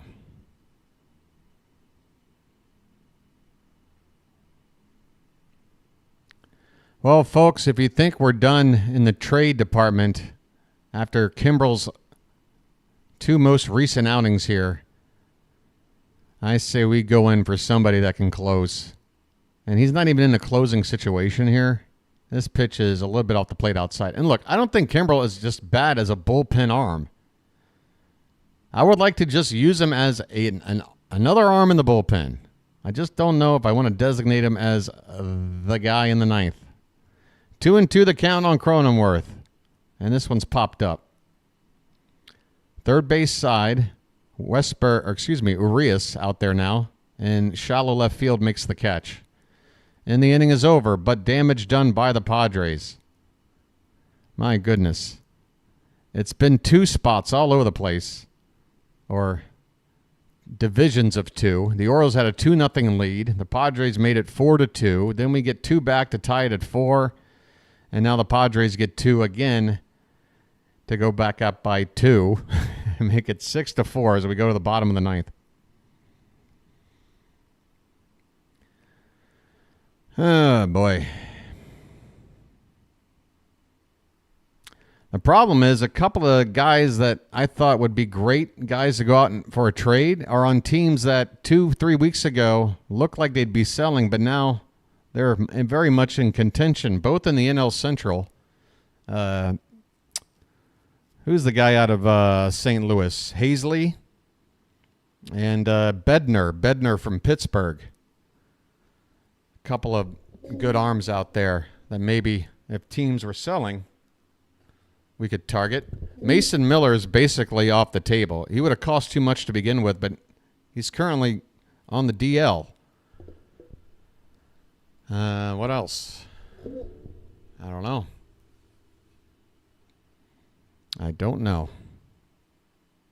Maximus says Santander is going to hit a walk-off. That'll work for me. The problem is he going to be due up in order for that to happen?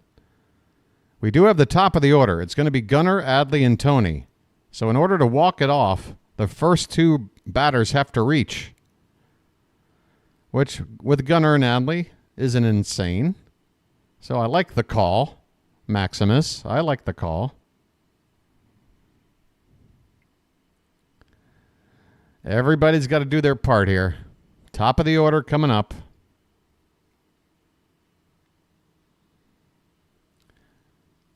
So Suarez, usually a closer, came on in the 8th with only one out.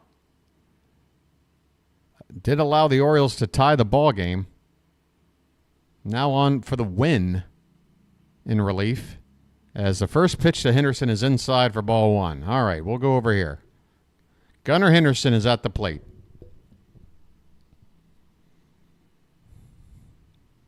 The next pitch is inside, 2-0. 2-0, 100-mile-an-hour fastball.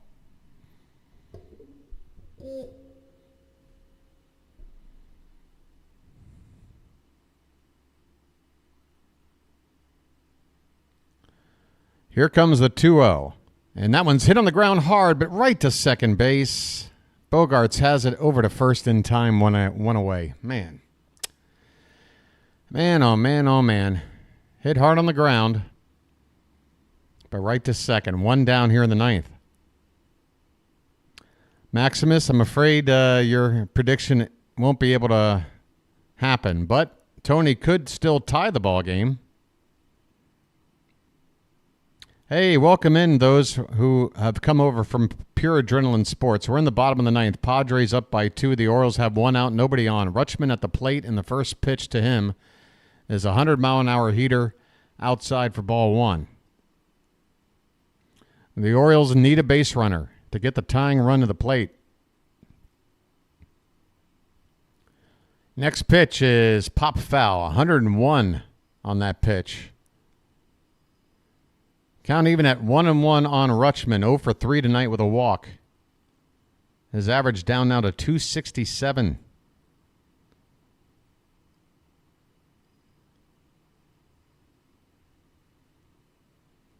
This pitch is high.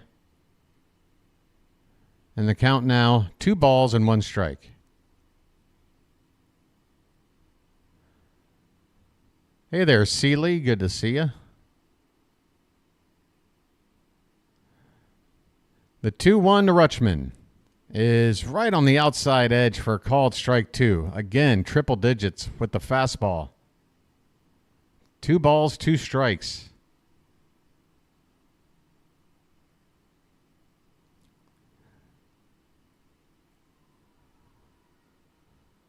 Santander waiting on deck.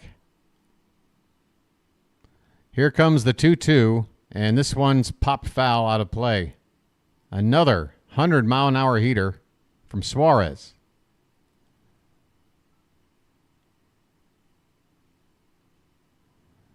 The Padres asking their closer for 5 outs tonight. He came in a non-save situation to get out of the jam in the 8th to keep the game tied. This pitch is swung on, and what is Rutschman swinging at? What happened there? The umpire is making some sort of indication. Was that a foul ball? I just got a piece of Rutschman's bat, and I guess maybe a shard of it came off. He's going to get a new piece of lumber here. A brand new looking bat. Oh, I like the look of this bat. Black and gray bat. Look at this bat. This is a magic bat.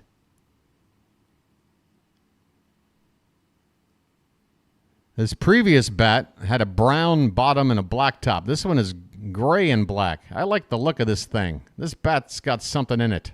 2-2 the count on Rutschman, with 1 out here in the bottom of the 9th. The pitch swung on and missed. All right, Joe Boo. I guess put the glove back on the bat head. Warm it up again. Adley Rutschman strikes out here. 2 down in the 9th. Anthony, geez, I just had a Fitzpatrick. Anthony Santon. Just kidding, Fitz. Anthony Santander is up now with 2 down in the ninth. He needs to get on base. Folks, get those taters up in the chat. First pitch is swung on and popped up. This could do it. First base side, foul ground. Cronenworth is under it, and he makes the catch. The Orioles lose the opener to the Padres. And Craig Kimbrell has done it again, folks. He's not the only problem, but, man, he's been a problem the last couple of days. Kimbrell, what are you doing, buddy? 1 inning, 2 runs, 2 hits, and a home run ball. The day after giving up a 3-run lead in the ninth to blow a save. My goodness. 6-4, your final score. The Padres, 6 runs, 13 hits, 1 error. The Orioles, 4 runs, 8 hits, 1 error. The Orioles left 6 men on base. The Padres left 8. I don't know who. Suarez gets the win and Kimbrell gets the loss. There you go. That's who gets what. Kimbrell's ERA now is at 3.32, which is higher than Keegan Aiken's. Aiken even has a better whip. I mean, folks, by the numbers, Keegan Aiken is more worthy of being a closer than Craig Kimbrell. Just throwing that out there. And with all that, we've also have to, or at least I have to, put up with what I think is going to be a very tough start time for your boy for this second game on Saturday. Let's take a look at it. Hey, folks, if you're heading out already, I do appreciate you being here. It would be great if you hit that like button on the way out. I mean, if Fitzy is doing the Red Sox game, I don't know, is he? Hey, Pure, are you hanging around? Do you know if Fitzy is on? We're going to look at tomorrow's start time here, and then I'm going to see if there's somewhere I can send you. One more like to get 100, folks. Come on now. Oh, my goodness. This game starts at 3:05 a.m. my time. Folks, if you think I'm not committed, I've just called my 103rd consecutive Orioles game. I have not missed a pitch, and I've woken up at whatever hour it takes to do it. I live on the other side of the planet. I don't care. I love my Orioles. And after this game, I'm going to have to figure out a way to wake up and call a game at 3 o'clock in the morning. Folks, for you, it's 4:05 p.m. Eastern. I'll be on the air at 3:55 p.m. with a lot of coffee and a lot of Luckies. We need to level this thing up. Dean Kramer is going to be on the mound against Michael King. And the Orioles, Mike Elias, has got some work still to do here with a few days left to go in this trade window. We need somebody else as an alternative in high leverage late inning situations. I'm not even saying just save situations. Kimbrell at this point, I just want him as an arm. Put him in there in the 6th or the 7th, whatever. Use him like you use Jacob Webb or Brian Baker. Just another righty in the bullpen. We need a closer. I don't care if it's a rental. Just get him. We'll have Felix back next year. All right, folks. Everybody okay?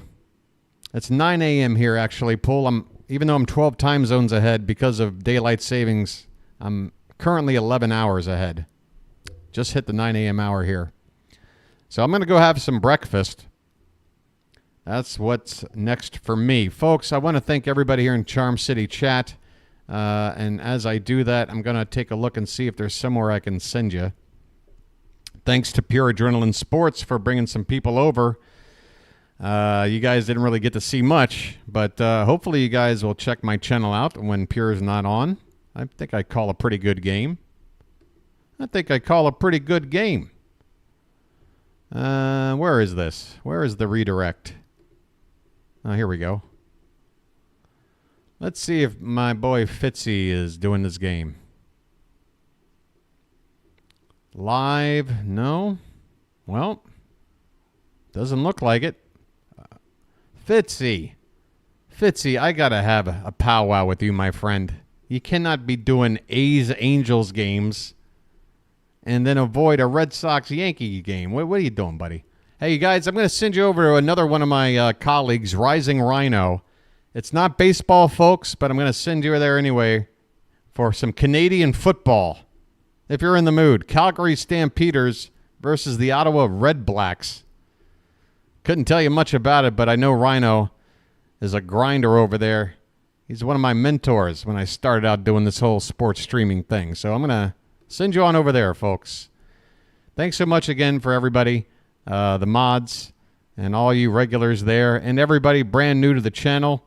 Again, folks, not a great result tonight, but you're going to want to be here through this season. It's going to be a special ride, I promise you. All right.